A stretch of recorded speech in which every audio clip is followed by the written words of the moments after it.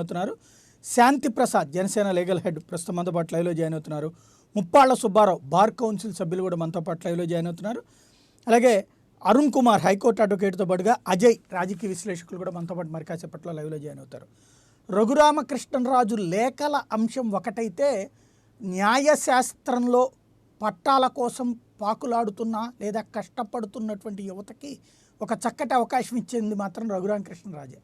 ఆయన పెట్టినటువంటి లిటిగేషన్లు, ఆయన వేసినటువంటి ఎత్తులు మొత్తం న్యాయ వ్యవస్థలోనే సరికొత్తదైనటువంటి అంశాలకి తెరతీసిని రాబోయేటువంటి రోజుల్లో బెంచ్ మార్క్ కేసులుగా, బెంచ్ మార్క్ తీర్పులుగా ముందుకొస్తున్నాయి.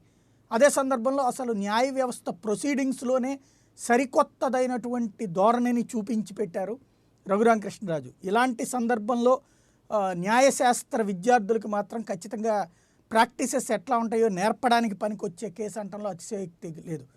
మొన్ననే చెప్పుకున్నాం, రఘురామకృష్ణరాజుకి సంబంధించినటువంటి బెయిల్ వ్యవహారం తెగలేదు, సాగుతూ వచ్చింది. ఆయన బయటే ఉన్నారు, కానీ రిమాండ్ మాత్రం పొడిగిస్తూ వచ్చారు. ప్రస్తుతం మరొకసారి వచ్చే నెల 31లోగా పర్సనల్ బాండ్ సబ్మిట్ చేయాలి అన్నటువంటిది హైకోర్టు సిఐడి కోర్టు ఇచ్చినటువంటి ఆదేశం. ఇప్పుడు ఆయన రిమాండ్లో ఉన్నట్ట లేదంటే కనుక బెయిల్ మీదనే ఉన్నట్ట, ఇదొక కన్ఫ్యూజన్.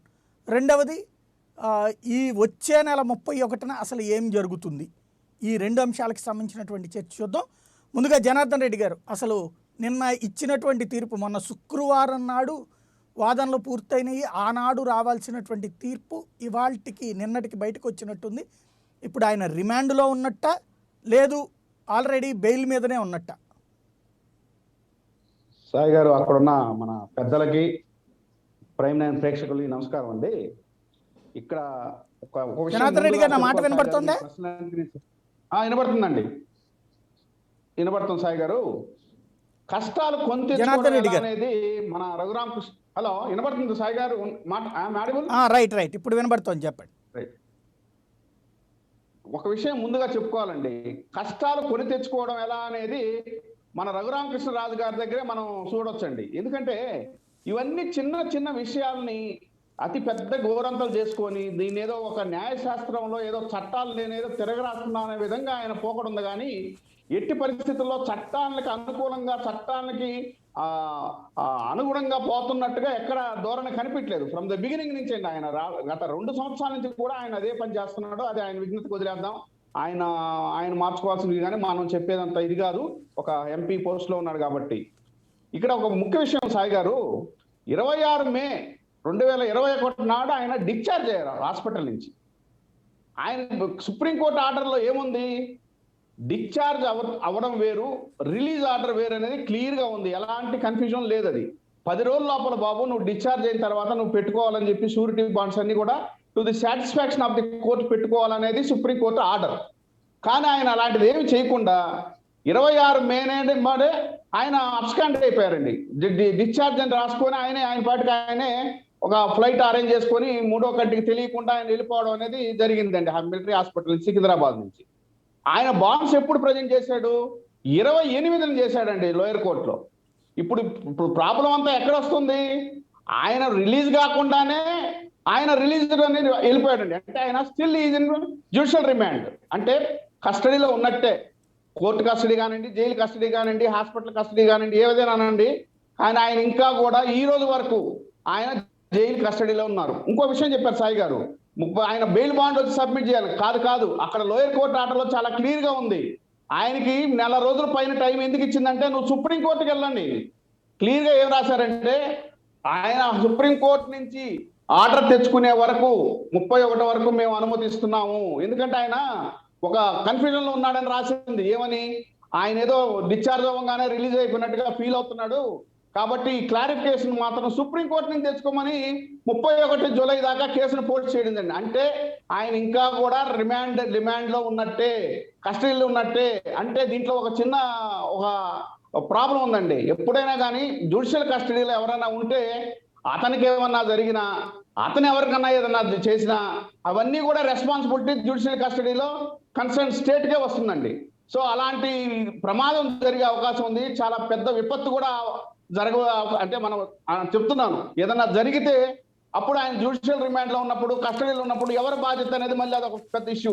మీరు అన్నట్టు న్యాయశాస్త్ర విద్యార్థులకే కాదండి, ఈ న్యాయాన్ని మనం ఎవరైతే కొనసాగిస్తున్నాం మాకు కూడా ఒక వింతలు ఈ సెక్షన్స్ లో ఉన్న ఇంటిగ్రిటీస్ కానీ, ఈ సెక్షన్ లో ఉన్న చిన్న చిన్న పాయింట్లు, ఇంటర్ప్రిటేషన్స్ అన్ని కూడా ఈ కొన్ని కేసుల్లో ఇలాంటి ప్రవర్తనలో కాండక్ట్ ఆఫ్ ది అక్యూజ్డ్ చూసినప్పుడు కొంత ఇవి డిస్కషన్కి వస్తుంటాయి. ఇది మంచి చాలా మంచి కేసులాగా నిలబడిపోతుంది సాయి గారు మన దేశంలో. రైట్. శాంతి ప్రసాద్ గారు ఏమంటారు? మీకు ప్యానెల్లో ఉన్న మా సోదర మిత్రులకు, న్యాయవాదులకు, చూస్తున్న వీక్షకులకు అందరికీ నమస్కారం. వాస్తవానికి నేను మొదటి నుంచి చెప్తున్నాను, ఇది టెక్నికల్ అబ్జెక్షనే. టెక్నికల్ టాలీ చూస్తున్నారు. మొన్న బ్లూ జీన్స్ యాప్ ద్వారా కింద కోర్టులోకి వెళ్ళిన రఘురామ కృష్ణరాజు న్యాయవాదులు కూడా ఇదే వాదించారు. అయితే ఏంటంటే కింద కోర్టులో సదరు రఘురామ కృష్ణరాజు న్యాయవాదులు వాదించిన వాదనతో దిగువ కోర్టు ఏకీభవించలేదు. ఇక్కడ ఒక విషయం అయితే నేను చాలా స్పష్టంగా చెప్తాను సాయి గారు, రిస్క్ తీసుకోవడానికి ఎవరికి కూడాను ధైర్యం చాలట్లేదు. ఒకటి, ఇది హై ప్రొఫైల్ కేసు అవటం. రెండోది, ప్రతి ఆస్పెక్ట్ కూడాను మ్యాగ్నిఫైయర్తో చూడటం. మూడోది, ప్రతి చర్యకు కూడా ప్రతిచర్య ఉండటం. ఈ పరిస్థితుల్లో ప్రతి వాళ్ళు కూడాను చాలా జాగ్రత్తగా అడుగులు వేస్తున్నారు, ముందుకు సాగుతున్నారు. ఇక్కడ జరిగిన పొరపాటు ఎక్కడ జరిగిందంటే, కింద కోర్టు అబ్జర్వ్ చేసిన ఆ యొక్క ఆర్డర్ ప్రకారం మనకు అర్థమైన విషయం ఏంటంటే, మిలిటరీ హాస్పిటల్ నుంచి డిశ్చార్జ్ అయిన తర్వాత 10 రోజుల సమయం సుప్రీంకోర్టు ఇచ్చింది.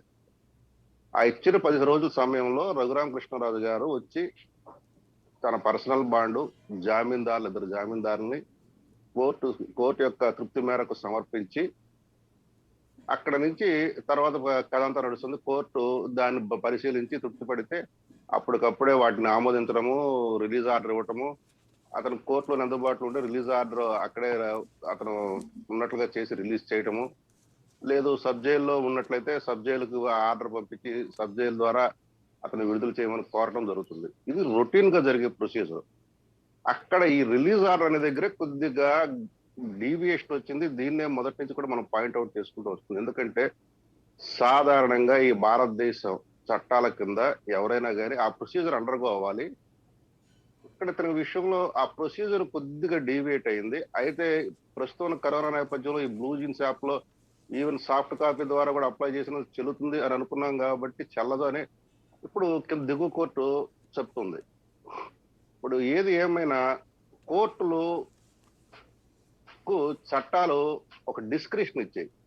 వాటి తృప్తి మేరకు జామీందారైనా ఇంక ఇతరత్ర ఏదైనా సరే కండిషన్ వాటి తృప్తి మేరకు అన్నప్పుడు, ఇప్పుడు రఘురామ కృష్ణరాజు గారు వాటి తృప్తి మేరకు వాటిని సాటిస్ఫై చేస్తూ తన యొక్క పర్సనల్ బాండ్ కానీ షూరిటీస్ కానీ ఇవ్వాలి. షూరిటీస్ అయితే యాక్సెప్ట్ అయిపోయింది కాబట్టి ఈ డిస్ప్యూట్ అంతా పర్సనల్ బాండ్ దగ్గర. అయితే పర్సనల్ బాండ్ కూడా ఎగ్జిక్యూట్ చేశారు.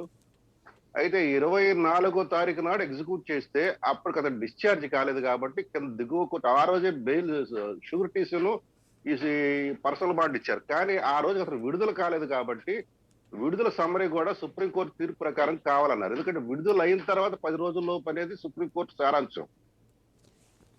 కాబట్టి అతను విడుదల కాలేదు కాబట్టి డిశ్చార్జ్ సమ్మరీ పట్టుకురామని ఆ రోజు రిటర్న్ చేస్తే దాన్ని మళ్ళీ వాళ్ళు 28వ తారీఖు నాడు దాన్ని కంప్లై చేశారు.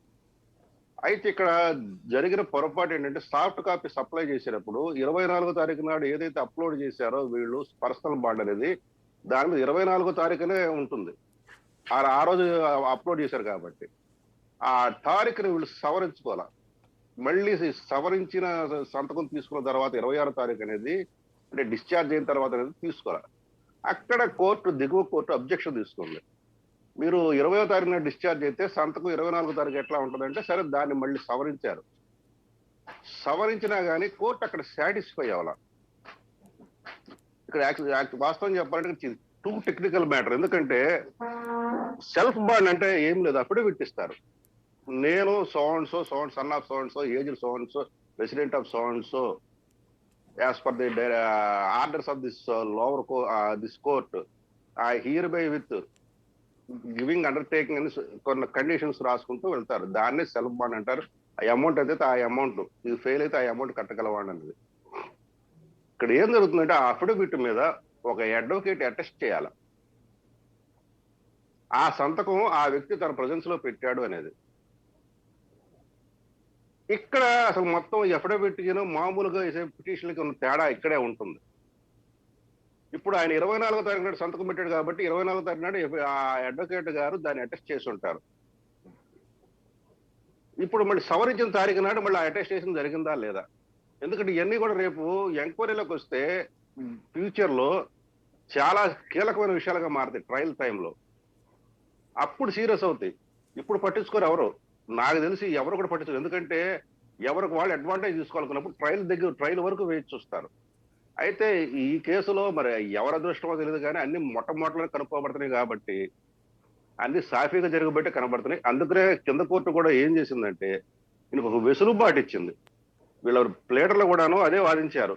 441 చదివారు, వాళ్ళు పార్ట్ 1 చదివారు, కోర్టు పార్ట్ 2 తీసుకుంది పరిగణలోకి. నాకు పార్ట్ 2 నాకు కంప్లైంట్ చేసి ఇవ్వమంటుంది.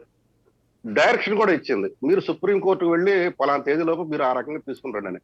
ఇప్పుడు ఈ డైరెక్షన్ ఇచ్చిన తర్వాత రఘురామకృష్ణరాజు గారికి there is no other option. He has to approach the Supreme Court and he has to get the order according to the wishes of the or orders of the or directions of the land lower court. తప్పితే ఇప్పుడు లేదు. Right. అంటే ఇప్పుడు ఆయన remand లో ఉన్నట్ట, bail మీద ఉన్నట్ట? రిమాండేనండి, బెయిల్ మీద. ఈ విషయంలో మటుకి చాలా విచిత్రమైన పరిస్థితి. భారతదేశంలో ఎవరికి జరగని గౌరవం ఆయన జరిగింది ఒక చిన్న పెక్యులర్ సెంటెన్స్ వల్ల. అక్కడ ఎవరు కూడా ఒక అడుగు ముందుకు వెళ్ళిపోతారు, ఆచి తూచి అడుగులు వేస్తుంది. కారణం అరెస్ట్ చేస్తే మరి అది ఇల్లీగల్ అరెస్ట్ అవుతుంది, చేయకపోతే మరి అతను బెయిల్ మీద ఉన్నాడా, మరి జ్యుడిషియల్ కస్టడీలోకి ఎట్లా వస్తాడు? ఈ టెక్నికల్ ఆస్పెక్ట్ ఇది లీగల్ బ్రైన్స్ కి ఎప్పుడు కూడా గోక్రే పరిస్థితి. ఈ విచిత్రమైన పరిస్థితి ఇంతవరకు ఎవరికి రాలేదు. మొట్టమొదటి రఘురామకృష్ణరాజుకి ఆ బెనిఫిట్ వచ్చింది.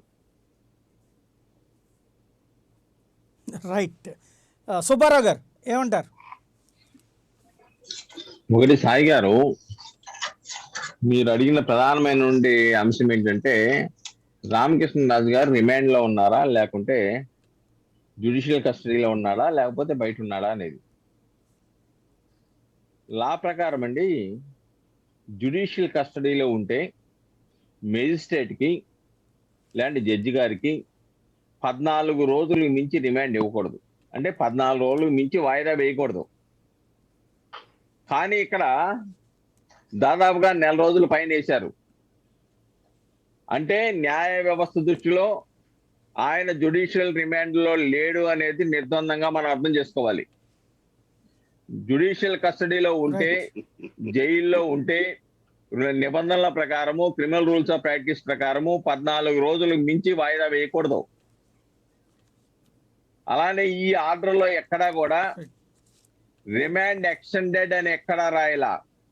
గతంలో దాంట్లో రాశారు కానీ దీంట్లో ఈ ఆర్డర్ ఇచ్చినప్పటికీ ఈ ఆర్డర్ లో ఎక్కడా రిమాండ్ ఎక్స్టెండెడ్ టిల్ సోన్సో అని ఎక్కడా రాయలా. ఎందుకంటే జ్యుడిషియల్ కస్టడీలో ఉన్నట్టుగా కోర్టు భావించలేదు కాబట్టి 31/7/21 వరకు టైం ఇచ్చింది.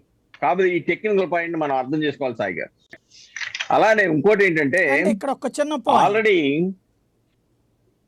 ఇక్కడ ఒక చిన్న కన్ఫ్యూజన్ ఏంటంటే, ఒక మనిషి అరెస్ట్ అయ్యారు, జైలుకి వెళ్ళారు, బెయిల్ ఇచ్చారు. ఆ బెయిల్ ఇచ్చిన తర్వాత బెయిల్ మీద నిన్ను విడుదల చేస్తున్నామంటే బయటకు వచ్చినట్ట, రిమాండ్ ఎక్స్టెన్షన్ అని రాయలేదు కాబట్టి ఆయన బెయిల్ మీద బయటకు ఉన్నట్ట. అట్లా సాధ్యమవుతుందా? ఒకటి సాయి గారు, అసలు సుప్రీంకోర్టు ఇచ్చినటువంటి ఆర్డర్లోనే కొంత యాంబిగ్యూటీ కనబడతా ఉంది. వీళ్ళకి తోచిన విధంగా దాన్ని అన్వయించుకుంటున్నారు, లేకుంటే రామకృష్ణరాజు గారికి సంబంధించిన విధంగా వాళ్ళు అన్వయించుకుంటూ ఉన్నారు. డిశ్చార్జ్ అయిన 10 రోజుల్లో పెట్టమంటే రిలీజ్ చేసిన తర్వాత 10 రోజులు అనే భావనలో వాళ్ళు ఉన్నారు. అంతేకాకుండా డాక్టర్స్ అడ్వైజ్ మేరకు ఆర్మీ హాస్పిటల్ నుంచి ఎప్పుడైతే రఘురామకృష్ణరాజు గారు డిశ్చార్జ్ అవుతారో డిశ్చార్జ్ అయిన దగ్గర నుంచి 10 రోజుల్లో పెట్టమన్నారు. ఇక్కడ నిజంగా కనుక రామకృష్ణరాజు గారి తరపున అది ఆల్రెడీ డిశ్చార్జ్ అనేది రిలీజ్ అనే భావనలో వాళ్ళు వెళ్ళిపోయారు. అదే కాదనుకోండి, కాదని సిఐడి భావించింది అనుకోండి, సిఐడి పాత్ర ఏం నిర్వహించింది అక్కడ? సిఐడి డ్యూటీయే కదా, సిఐడి కదా తీసుకెళ్లి గుంటూరు జిల్లా జైలు నుంచి తీసుకెళ్లిపోయి ఆర్మీ హాస్పిటల్కి అప్పచెప్పింది ఎవరు? సిఐడి వాళ్ళే కదా. సిఐడి వాళ్ళ డ్యూటీ కాదు అది? సిఐడి వాళ్ళు ఉండవలసిన అవసరం లేదా? నిజంగా వాళ్ళు కనుక అదే కనుక భావించుంటే వాళ్ళని తీసుకొచ్చేసి జైలుకి అప్పచెప్పాలి కదా తిరిగి.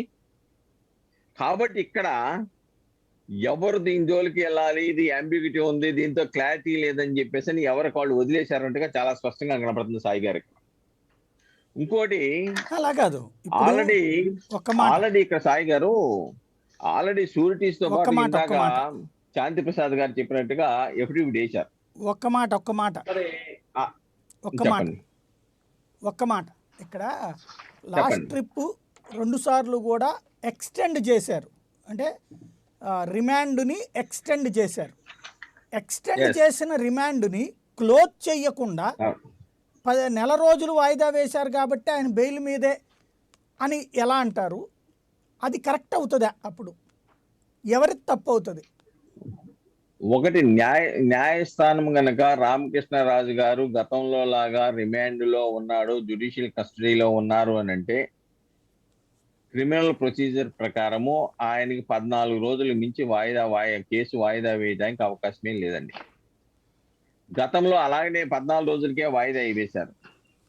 మనం చూసాం గతంలో కూడా remand extended to till so date అని 14 రోజులకి వాయిదా వేశారు కేసుని. కానీ ఇక్కడ మేజిస్ట్రేట్ గారి ఆలోచన, దాంట్లో వచ్చిన రాతలను బట్టి మనం చూస్తా ఉంటే ఆల్రెడీ నాకు సెంట్రల్ జిల్లా జైలు వాళ్ళు అథారిటీస్ కూడా ఆల్రెడీ ఆన్ 26 మేలో ఈయన ఆర్మీ హాస్పిటల్ నుంచి రిలీజ్ అయ్యారు కాబట్టి మేము ఈ బాండ్ మీద సంతకాలు పెట్టించలేదని చెప్పేసి అని ఎప్పుడైతే ఆ సమాచారం వచ్చిందో, జైలు అథారిటీ నుంచి వచ్చిన తర్వాత న్యాయస్థానం కూడా ఎస్ ఈ released from the judicial custody అనే ఫీలింగ్ ఏమైనా వచ్చి ఇచ్చిందేమో తెలియదు. కానీ జ్యుడిషియల్ కస్టడీలో ఉన్నది అని గొప్ప న్యాయ వ్యవస్థ కనుక భావిస్తే, జ్యుడిషియల్ ఆఫీసర్ భావిస్తే డెఫినెట్ గా 14 days లోపే వాళ్ళు వాయిదా వేసి ఉండేవాళ్ళు. అలా లేదు కాబట్టి ఆ విధంగా మనం అన్వయించుకోవాలండి. రెండోది ఇంకోటి ఏంటంటే అన్వయమే 20 హలో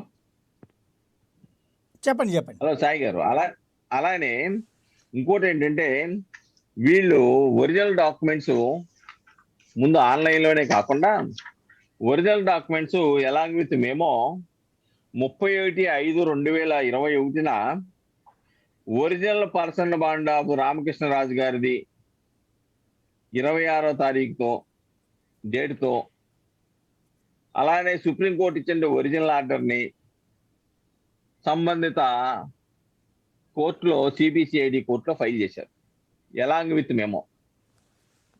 ఇప్పుడు ఇక్కడ సమస్య ఏంటంటే అండి, ఆల్రెడీ ఈ డాక్యుమెంట్ కోర్టులో ఫైల్ చేసింది, రిజిస్టర్లో నమోదైంది, ఒరిజినల్ డాక్యుమెంట్ ఫైల్ చేశారని చెప్పేసి అని ప్రస్తుతం నేను ఎంక్వైరీ పొజిషన్ చేస్తే ఈ రికార్డ్ కనపట్ల కోర్టులో. ఫైల్స్ లో రికార్డులో రాశారు రిసీవ్ చేసుకున్నట్టుగా ఒరిజినల్ డాక్యుమెంట్స్ అన్ని రికార్డెడ్ గా ఉన్నాయి. కానీ ఏదైతే వీళ్ళు ఫైల్ చేశారో 31/5/2021 ఆ ఒరిజినల్ పర్సనల్ బాండ్ కానివ్వండి, లేకుంటే సుప్రీంకోర్టు ఒరిజినల్ ఆర్డర్ కానివ్వండి, ఈ రెండు కనిపించడంలా. అంటే దీని మీద చాలా అనుమానాలు అక్కడ ప్లేయర్ గారిని అడిగాను, వాళ్ళు వ్యక్తం చేశారు. అయితే దీని మీద కూడా చాలా మరొక మీకు అంశంగా రాబోతా ఉందని అనుకుంటున్నా. ఎందుకంటే ఇక్కడ ఉన్నటువంటి స్టాఫ్ పేరు చెప్పను కానీ ఆల్రెడీ రామకృష్ణరాజు గారు ఆన్లైన్లో బ్లూ జీన్స్ లోకి వచ్చి చెప్పడానికి సిద్ధమైనా కానీ, అంటే ఇప్పుడు ఏంటంటే అండి ఆల్రెడీ ఆంధ్రప్రదేశ్ హైకోర్టు సర్క్యులర్ ఇచ్చింది, ఈ జామీందారుల్ని ఆమోదించేటప్పుడు కానీ లేకుంటే పర్సనల్ బాండ్స్ కానీ ఆమోదించేప్పుడు కానీ ఫిజికల్ గా పిటిషన్స్ అఫిడవిట్లు ఫైల్ చేసి బ్లూ జీన్స్ ద్వారా వాళ్ళ పర్సనల్ అపియరెన్స్ తీసుకొని వాళ్ళని అడిగి కన్సిడర్ చేయొచ్చు. ఇది ఆంధ్రప్రదేశ్ హైకోర్టు వారి ఇచ్చిన సర్క్యులర్. ఇప్పుడు కూడా అలానే జరుగుతూ ఉంది. కాబట్టి ఆ రోజున ఈ ఒరిజినల్ డాక్యుమెంట్స్ వేసినప్పుడు ఈ ఒరిజినల్ డాక్యుమెంట్స్ మీద ప్రాపర్ గా రెస్పాండ్ అయ్యి ఆన్లైన్ లో కనెక్షన్ ఇమ్మని చెప్పేసి నేను కన్సర్న్ క్లర్క్ ని కూడా అడిగినప్పుడు కూడాను ఆ విధంగా చేయకుండా ఇది మేజిస్ట్రేట్ గారి దగ్గర ఉన్నది, ఇప్పుడు ఇది విచారణ జరపదు, వాయిదా పడిపోయిందని చెప్పేసి తప్పుడు సమాచారం ఇచ్చి వాయిదా వేయించారు అనేది నాకు చెప్పినటువంటి సమాచారం. అంతేకాకుండా రైట్. ఈ వ్యక్తి దగ్గర నుంచి వీళ్ళు రామకృష్ణరాజు గారికి సంబంధించిన వ్యక్తులు సిఏ కనుక ఫైల్ చేస్తే, సర్టిఫికేట్ కాపీ కావాలని చెప్పేసి ఫైల్ చేస్తే తక్షణమే రాదు. అసలు ఆర్డర్ వచ్చిన వెంటనే సిబిసిఐడి వాళ్ళకి అలాగనే వైఎస్ఆర్సిపి నాయకులకి తక్షణమే అది వాట్సాప్ ద్వారా వెళ్తా ఉంది. ఇది వాళ్ళు అబ్జర్వేషన్ చేసింది. అలాగనే దాని మీద చాలా లోపాలు అక్కడ ప్రొసీజర్ లో వాళ్ళు ఏమేమి తప్పులు చేశారు, స్టాఫ్ సిబ్బంది ఏమేమి ఎలాగ వ్యవహరించారు, ఎలాగ వన్ సైడ్ గా వ్యవహరించారు అనేది రికార్డెడ్ గా ఉన్నది. అది త్వరలో కూడా వాళ్ళ ప్లేడర్లో రిజిస్ట్రార్ గారి దగ్గర ఫిర్యాదు చేయబోతా ఉన్నారు. ఏదేమైనప్పుడు కూడా ఇక్కడ ఒకటండి, రేపు గనక నిజంగా సుప్రీంకోర్టుకు వెళ్ళి వీళ్ళు రామకృష్ణరాజు గారు ఆర్డర్స్ తీసుకున్నారనుకోండి, ఆర్డర్స్ లో ఫిజికల్ గా అప్పీర్ అమ్మని చెప్పి అడగపోవచ్చు. వీళ్ళు ఎందుకు చెప్తారు, ఇక్కడ కనుక వెళ్తే ఆంధ్రప్రదేశ్ లో కనుక వెళ్తే నాకు ప్రాణాపాయం ఉంది, అందుకే నాకు వై సెక్యూరిటీ ఇచ్చారు, అయినప్పుడు కూడాను నన్ను దేశద్రోహ నేరం పెట్టి పోలీస్ స్టేషన్ లో పెట్టి సిబిసిఐడి వాళ్ళు చితగొట్టేశారు, నన్ను అరికాలు కోటింగ్ ఇచ్చారు, కాబట్టి నాకు రక్షణ లేదు, అలానే తప్పుడు కేసులు పెట్టేసి ఆ తప్పుడు కేసుల్లో మరొకసారి అరెస్ట్ చేయడానికి ఈ విధంగా కుట్ర పన్నుతున్నారని చెప్పేసి అని మళ్ళీ పిటిషన్ వేసుకొని న్యాయస్థానం ముందు చెప్పారనుకోండి, న్యాయస్థానమే ఆదేశాలు ఇవ్వచ్చు, ఫిజికల్ గా మీరు ఫైల్ చేయండి ఎఫిడవిట్ ని. కానీ బ్లూ జీన్స్ ద్వారా ఆయన ప్రజెన్స్ తీసుకొని ఆయన్ని మీరు అడగాల్సిన ప్రశ్న లేదు అడిగేసి ఆ యొక్క కన్సిడర్ చేయమని చెప్పేసి సుప్రీంకోర్టు ఇవ్వచ్చేమో. కాబట్టి పరిస్థితులను బట్టి సుప్రీంకోర్టు కూడా తన అభిప్రాయాన్ని వెలిపించడానికి అవకాశాలు ఉన్నాయి. కాబట్టి కంపల్సరిగా రామకృష్ణరాజు గారు కోర్టుకు హాజరవ్వాలి, ప్రత్యక్షంగా హాజరయ్యి కోర్టులో న్యాయమూర్తి గారు అడిగిన దానికి చెప్పాలని అయితే ఎక్కడా కూడా ఈ ఆర్డర్ లో లేదు. ఈ ఆర్డర్ లో ఏమి ఇచ్చారంటే క్లియర్ కట్ గా మీరు సుప్రీంకోర్టుకు వెళ్ళి ఆదేశాలు తీసుకోండి, ఫలానా తేదీ లోపుగా. మీరు ఆల్రెడీ సుప్రీంకోర్టు ఇచ్చిన దాని మీద deemed to be release on bail అంటున్నారు, కాబట్టి రిలీజ్ అయిపోయినట్టే లెక్క సుప్రీంకోర్టు తీర్పు ప్రకారం అని చెప్పేసి అంటున్నారు. కాబట్టి మీరు సుప్రీంకోర్టుకు వెళ్ళి 31/7/2021 లోపుగా మీరు ఆదేశాలు తెచ్చుకోండి, లేకపోతే ఫర్దర్ స్టెప్స్ తీసుకుంటామని చెప్పారు.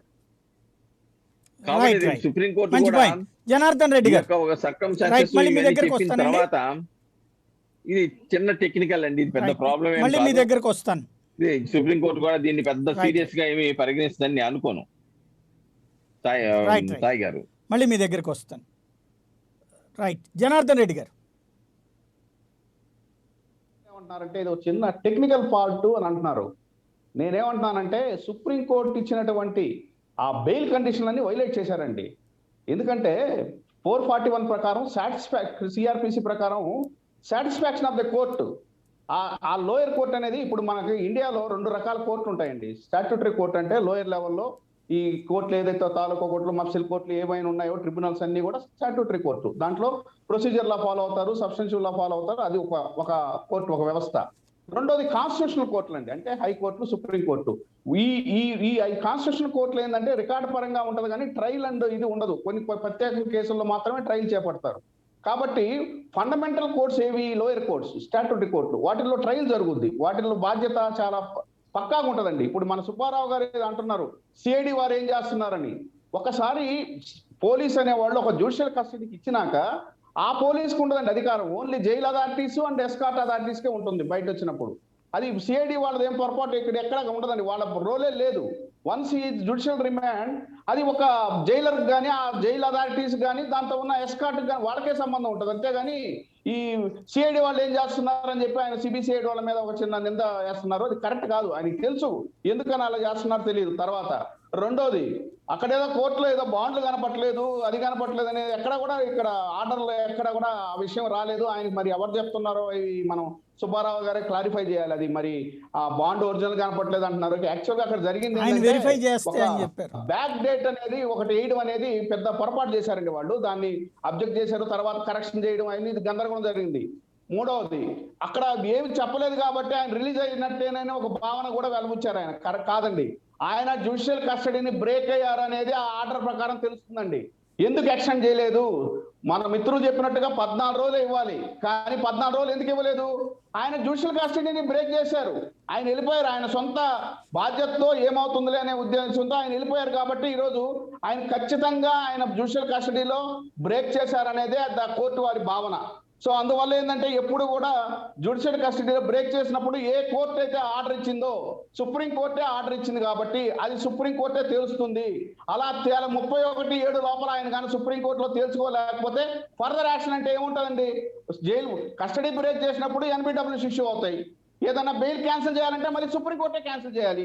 సో ఈ అన్ని ప్రొసీజరల్ ఆస్పెక్ట్స్ లోయర్ కోర్టు ఖచ్చితంగా దీంట్లో మాత్రం ప్రొసీజర్ ఫాలో అవుతుంది. ఎలాంటి టెక్నికల్ ప్రాబ్లం లేదు దీంట్లో. వైలేషన్ ఆఫ్ 441(118) రూల్స్ లో ఉంది అనేది కరెక్ట్ గా దీంట్లో అబ్జర్వ్ చేశారు. కాబట్టి ఖచ్చితంగా ఇది violation of supreme court bail order violate చేశారు. డిశ్చార్జ్ వేరు, రిలీజ్ వేరు, ఎలాంటి అంబిగ్యూటీ లేదు. మన పెద్దలకు కావాలని వాళ్ళకి అనుకూలంగా అన్వయించుకొని మాట్లాడుతున్నారు, ఇది కరెక్ట్ కాదు. Discharge from hospital is different, release from judicial custody is different. అవి రెండు కోఆర్డినేట్ చేసుకోవడం ఆయన ఫెయిల్ అయ్యారు. దీంట్లో బ్లూ జీన్స్ ద్వారా అపీర్ అయిన కోర్టు వారు అనుమతించలేదు. ఎందుకంటే ఆయన సాటిస్ఫై చేయలేదు కోర్టుని. Court has to satisfy. Supreme court కూడా అదే చెప్పింది, అది ఆయన వైలేట్ చేశారు. కాబట్టి ఖచ్చితంగా ఆయన సుప్రీంకోర్టుకి వెళ్ళి ఆర్డర్ తీసుకునే వరకు ఈ లోయర్ కోర్టులో ఫర్దర్ ఆర్డర్స్ 31/7 తర్వాత ఏం వస్తాయి అనేది మనం చూడాలి. సుప్రీంకోర్టులో కూడా ఏం చెప్తారనేది చూడాలి. ఇంత వైలేషన్ సుప్రీంకోర్టుకు ఒప్పుకుంటుందని నేను అనుకోను. ఖచ్చితంగా దీని మీద చట్ట ప్రకారం చర్యలు ఉంటాయి. కాబట్టి దీంట్లో ఎట్టి పరిస్థితుల్లో రఘురామకృష్ణ టెక్నికల్ ఫాల్ట్ అని తప్పించుకునే వీలే లేదు. రైట్. ఇక్కడ శాంతి ప్రసాద్ గారు, ఈ 30 రోజులలో కానీ అంటే 30 రోజులు టైం ఇవ్వడం అంటే ఆటోమేటిక్గా బెయిల్ వచ్చేసినట్టు అవుతుందా టెక్నికల్గా? సాయి గారు, నేను ఇందాక ఇప్పుడు ఇంకా ఏం తీసుకుంటారు ఆయన ఆర్డర్? అసలు రఘురామకృష్ణరాజుకి అదృష్టం దక్కిందని చెప్పాను. ఆ మర్మం ఏంటో మా సుబ్బారావు గారు దాన్ని విడమరి చెప్పారు. వాస్తవంగా అయితే జ్యుడిషియల్ రిమాండ్ 14 రోజులు దాటి 1 గంట కూడా ఇవ్వటానికి వెళ్ళలేదు. అయితే నా రూపు నేను చెప్తాను. నేను ఈ కరోనా పాండమిక్ కొద్దిగా ముందు నా మర్డర్ కేసు ముద్దాయి మీద 307 ఉంది, విచారణ జరుగుతుంది. అయితే ఈ కరోనా వల్ల రానివ్వట్లేదు. జిల్లా జడ్జి గారితో నాకు సంభాషణ జరిగింది. సార్ మరి ముద్దాయి రావట్లేదు కదా, మనం ట్రయల్ చేయలేము సాక్షుల్ని కరోనా వల్ల అంటే, సరే మీరు ఎప్పుడు కావాలంటే అప్పుడు చెప్పండి, టైం ఇస్తానన్నారు. సార్ మీరు రూల్ ప్రకారం 14 రోజుల నుంచి ఇవ్వటానికి లేదు కదా అంటే, నా ఇష్టం, అధికారం నాకు ఉంది, మీకు 1 రోజులు కావాలా 2 నెలలు కావాలా, స్పెసిఫిక్ టైం చెప్పండి, ఆ రోజు మీరు ట్రయల్ మొదలెట్టాలన్నారు. తమరు ఇష్టమండి అన్న. మీరు ఎప్పుడు చెప్పినా, ఎందుకంటే ఖాళీగానే కూర్చున్నాం కాబట్టి ఈ కరోనాలో మీరు ఎప్పుడు చెప్పినా వస్తామండి అన్న. 1 రోజులు దాటి ఆయన వేశారు. ఆయనకు అధికారం ఉంది కాబట్టి వేశాడు జిల్లా జడ్జి. ఇక్కడ మీకు కొన్ని విషయాలు చెప్తాను సార్. ఇవి 2 టెక్నికల్ మ్యాటర్స్. ఒక్కోసారి తప్పులు జరుగుతాయి, అయితే ఇంటర్ప్రిటేషన్ లో తప్పులు జరుగుతాయి. ఆ ఇంటర్ప్రిటేషన్ లో జరిగిన తప్పులే ఈ కింద దిగువ కోర్టు కూడా క్లియర్ గా అబ్జర్వ్ చేసింది. ఇప్పుడు గుమ్మస్తా మీకు ఆ రోజు నేను లాస్ట్ డిబేట్ లో వచ్చినప్పుడు ఇక్కడ ఎవరు తప్పు జరిగింది, ఎవరు తప్పు అంటే నేను స్పెసిఫిక్ తర్వాత నేను ఫోన్ లోకి వచ్చి ఇక్కడ తప్పు జరిగింది గుమ్మస్తా దగ్గర జరిగి ఉంటది కాబట్టి ఆ విషయం నేను లైవ్ లో చెప్పదలుచుకోలేదు. ఎందుకంటే అతను కడుపు కొడతా నాకు ఇష్టం లేదు. అందుకని మీకు చెప్పాలి, నేను ఫోన్ ద్వారా మీకు తెలియజేశాను. మొన్న గుంటూరు మాజీ ప్రెసిడెంట్ నరేంద్ర బాబు గారు వచ్చి చెప్పిందా గానే ఇప్పుడు సుబ్బారావు గారు చెప్తున్నాను బట్టి సంథింగ్ వెంట్ రాంగ్. ఆ హెడ్ గుమ్మస్తా గారి దగ్గర, బెంచ్ క్లర్క్ దగ్గర ఏదో జరిగింది. అది ఎవరి దగ్గర జరిగింది అనే దానికి రేపు రఘురామకృష్ణరాజు సుప్రీంకోర్టులో వేసే అఫిడవిట్ వల్ల ఆ ఫ్యాక్ట్స్ బయటకు వస్తాయి. ఎందుకంటే ఈయన అక్కడ ఎక్స్ప్లెయిన్ చేయాలా ఏం జరిగిందనేది, అక్కడ ఎక్స్ప్లెయిన్ చేయాలి. బ్లూ జీన్స్ యాప్ కూడా వస్తానంటే రానివ్వనన్నారనేది కూడా అక్కడ అఫిడవిట్ అయిపోతే తర్వాత దాని కంటెన్షన్ తీసుకోవడానికి వీల్లేదు. కాబట్టి ఇప్పటివరకు ఏం జరిగిన ఫ్యాక్ట్స్ అనేది అక్కడికి రావాల్సిందే. అవి రాకపోతే అవి వాళ్ళు వదులుకున్నట్లే ఆ ఫ్యాక్ట్స్. ఇక్కడ దిగువ కోర్టు ఏం చెప్పింది, 24వ తారీఖు అనే దాన్ని మీరు తర్వాత సరిదిద్దుకున్నారు అని అంటుంది. 26వ తారీఖు వేసినా కానీ అక్కడ ఉన్న తారీఖు మీరు సరిదిద్దుకున్నారు, దాన్ని కోర్టు యాక్సెప్ట్ చేయట్లే. ఇక్కడ వీళ్ళు ఏమంటారంటే, సార్ మేము 26వ తారీఖు నాడు మళ్ళీ సవరించిన దాంతో మేము పడేసాం కదా అఫిడవిట్ తో మెమో పాటు, మేము కంప్లై చేసామంటారు. అది కంప్లై చేసినట్టు కాదు అని దిగువ కోర్టు క్లియర్ అబ్జర్వేషన్ కూడా క్లియర్ గానే ఇచ్చింది. ఇక్కడ ఇంటర్ప్రిటేషన్ లో వచ్చిన ఈ మతలబు వల్ల దిగువ కోర్టు ఇతనికి ఒక నెల రోజుల పాటు వెసులుబాటు, నెల పైన ఇచ్చింది, ఇంకొక రోజు వెసులుబాటు ఇచ్చి క్లారిఫికేషన్ తెచ్చుకోమన్నారు సుప్రీంకోర్టు నుంచి. ఎందుకంటే సుప్రీంకోర్టే ఈ విషయంలో క్లారిఫికేషన్ ఇవ్వాలి. ఇంక ఎవరు ఇచ్చినా కూడాను మళ్ళీ తర్వాత చూపులు పడతారు. ఎందుకంటే ఈ టైంలో మీరు జ్యుడిషియల్ రిమాండ్ అన్నారు. రఘురామకృష్ణరాజుకి ఏదైనా జరిగిందంటే జ్యుడిషియల్ రిమాండ్ లో ఉన్నట్టుగా లెక్క చేయబడుతున్నాడు కాబట్టి ఆ సబ్ జైల్ అథారిటీస్కి మళ్ళీ మిగతా వాళ్ళకి ఇబ్బందులు వస్తాయి. ఆ టెక్నికాలిటీ ఉంది ఇక్కడ. అందుకనే ఎవరికీ జరిగిన అద్భుతమైన ఈ విషయం రఘురామకృష్ణరాజు విషయంలో జరిగిందని చెప్తున్నది. కాబట్టి ఇక్కడ ఎవడు కూడా ఏం జరగదని కోరుకుందాము. సక్రమంగానే ఆర్డర్ వస్తుంది. సుప్రీంకోర్టుకు వాస్తవాలు వెల్లడిస్తే ఆటోమేటిక్ గా మళ్ళీ ఫ్రెష్ సాల్వెన్స్ సబ్మిట్ చేయమని అడుగుతారు. అయితే గుంటూరుకు వెళ్ళి సబ్మిట్ చేయాలా, సబ్ జైలుకి వెళ్ళి సబ్మిట్ చేయాలా, కోర్టుకు వెళ్ళి సబ్మిట్ చేయాలా, అక్కర్లేదు మీరు బ్లూ జీసో సబ్మిట్ చేయండి, ఒరిజినల్ ఫార్మ్స్ మీ ప్లేయర్ గారి ద్వారా పంపించమని అడుగుతారా? వీళ్ళు సుప్రీంకోర్టు మెప్పించే దాన్ని బట్టి, సుప్రీంకోర్టు దాన్ని కన్సిడర్ చేసి ఇచ్చేదాన్ని బట్టే ఉంటుంది ఫర్దర్. నాకు తెలిసి ఫర్దర్ స్టెప్ ఎన్బిడబ్ల్యూ అనే స్టేజ్ ఇక రాకపోవచ్చు ఈ కేసులో. ఎందుకంటే ఇంత విస్పష్టంగా దిగువ కోర్టు స్పెసిఫిక్ ఆర్డర్ వేసింది. ఆర్డర్ని కంప్లై చేసిన బాధ్యత మట్టికి రఘురామకృష్ణరాజు న్యాయవాదులదే. ఎందుకంటే బ్లేమ్ అంతా కూడా కోర్టు న్యాయవాదుల మీద పెట్టింది. రఘురామకృష్ణరాజు న్యాయవాదుల మీద పెట్టింది బ్లేమ్ అంతా కూడా. ఆర్డర్ చదివితే నాకు అర్థమైంది ఏంటంటే they have got ample knowledge, full knowledge అని చెప్పింది ఆ ఫ్యాక్ట్స్. కాబట్టి ఇది ఖచ్చితంగా సుప్రీంకోర్టు గుమ్మం తప్పుతుంది. సుప్రీంకోర్టు మళ్ళీ రఘురామకృష్ణరాజు తన వెర్షన్ చెప్తూ అఫిడవిట్ వేస్తారు. దాని పెట్టి సుప్రీంకోర్టు కన్సిడర్ చేస్తుంది. ఇది there ends the matter. Tea కప్పులు తుఫాలాగా సమసిపోతుంది. కానీ అంటే ఇవన్నీ కూడా గుణపాఠాలే. కన్ఫ్యూజన్ బెయిల్ మీద ఉన్నట్ట, రిమాండ్ లో ఉన్నట్ట? నిన్నటి దాకా రిమాండ్ లో ఉన్నట్టు లెక్క. ఇప్పుడు మరి మిత్రుడు చెప్పినట్టుగా రిమాండ్ మరి అనే మాట పదం అక్కడ రాలా. ఒరిజినల్ ఆర్డర్ ఎన్నికల ఆర్డర్ ఏముంది, రావచ్చా? Until he is released is treated as under judicial custody అని ఉంది. కాబట్టి ఆ ఎర్లియర్ ఆర్డర్ ప్రివేల్ అవుతుంది. ఇప్పుడు జ్యుడిషియల్ కస్టడీలో ఉన్నట్టు లెక్క.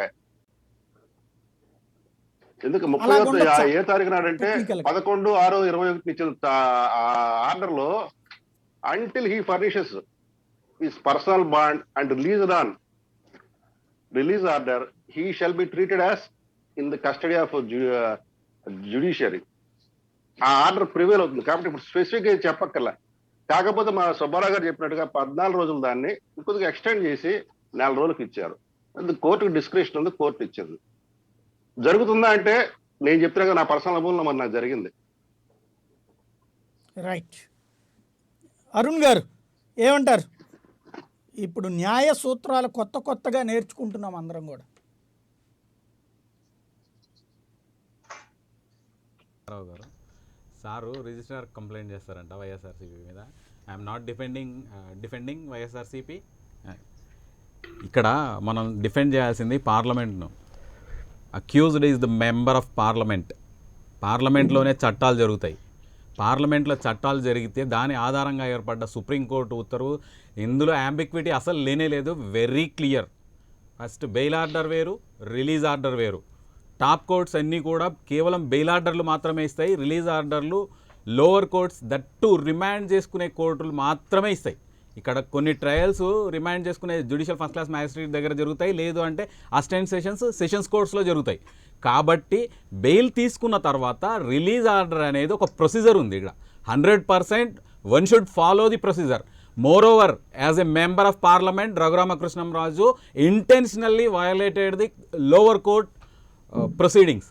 తెలిసి సెక్షన్ 437, సెక్షన్ 439 కింద బెయిల్ పిటిషన్ వేసే నాలెడ్జ్ ఉన్న, తెలివి ఉన్న రఘురామకృష్ణంరాజు మరి బెయిల్ కండిషన్స్ని సుప్రీంకోర్టు హానరబుల్ సుప్రీంకోర్టు ఇచ్చిన ఉత్తర్వులను ఎందుకు అమలు చేయలేదు?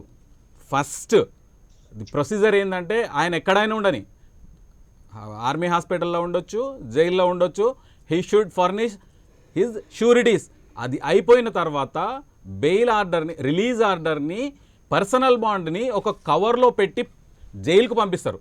జైల్లో ఉన్నా లేకున్నా అక్కడ నుంచి ఎక్కడున్నా అక్కడికి పంపించిన తర్వాత అది యాక్సెప్ట్ అయిన తర్వాతనే తను జైలుకు వచ్చి జైలు నుంచి బయటికి వెళ్ళాలి. ఇక్కడ స్కిప్ చేసారు, టోటల్ ప్రొసీజర్ని ఇంటెన్షనల్గా స్కిప్ చేసిండ్రు. ఆన్ ది రికార్డ్ అందరూ ఉన్నారు. ఇదే రిలీజ్, ఇదే బెయిల్ ఆర్డరు సుప్రీంకోర్టు ఎవరికి ఇవ్వదు. మోరోవర్ ఇటువంటి డిస్క్రిపెన్సీస్ జరిగినప్పుడు కానీ, అక్రమాలు జరిగినప్పుడు కానీ ఉక్కుపాదంతో నడుస్తుంది. ఖచ్చితంగా నేనైతే నమ్ముతున్నాను సుప్రీంకోర్టు దీని మీద సివియర్ యాక్షన్ తీసుకుంటుంది. 3 రోజుల్లో సార్, వితిన్ 70 hours బెయిల్ వచ్చింది. ఎవరికైనా సాధ్యమా? నరమానవుడికి ఇంతవరకు ఎవరికైనా సాధ్యమైందా? ట్రయల్ కోర్టుకు వెళ్ళమని హైకోర్టు బెయిల్ పిటిషన్ను డిస్మిస్ చేస్తే స్ట్రైట్గా సుప్రీంకోర్టుకు వెళ్ళడం జరిగింది. SLP 515 is disposed of, pending లేదు అక్కడ.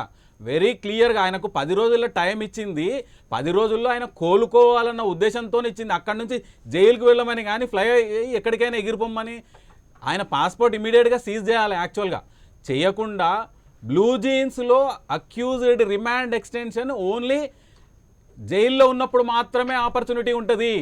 బ్లూ జీన్స్ ఆపర్చునిటీ ఎందుకు ఇచ్చిండ్రు అనేది అది కూడా మరి ఎవరైతే అక్కడ బాధ్యులున్న పీపీ గారు రిజిస్ట్రార్ దృష్టికి తీసుకుపోవాల్సి వస్తుంది. డెఫినెట్గా అన్యాయంగా అక్కడ ఉన్న క్లర్క్లను వాళ్ళను బలి చేయాల్సిన అవసరం లేదు. ఆ రఘురామకృష్ణరాజు అఫిడవిట్ వేస్తే వీళ్ళు వెళ్ళి అఫిడవిట్ వేస్తారు. అప్పుడు సూప్లో పడేది రఘురామకృష్ణరాజే ఖచ్చితంగా. అక్కడ పర్సనల్ బాండ్ రాలేదు.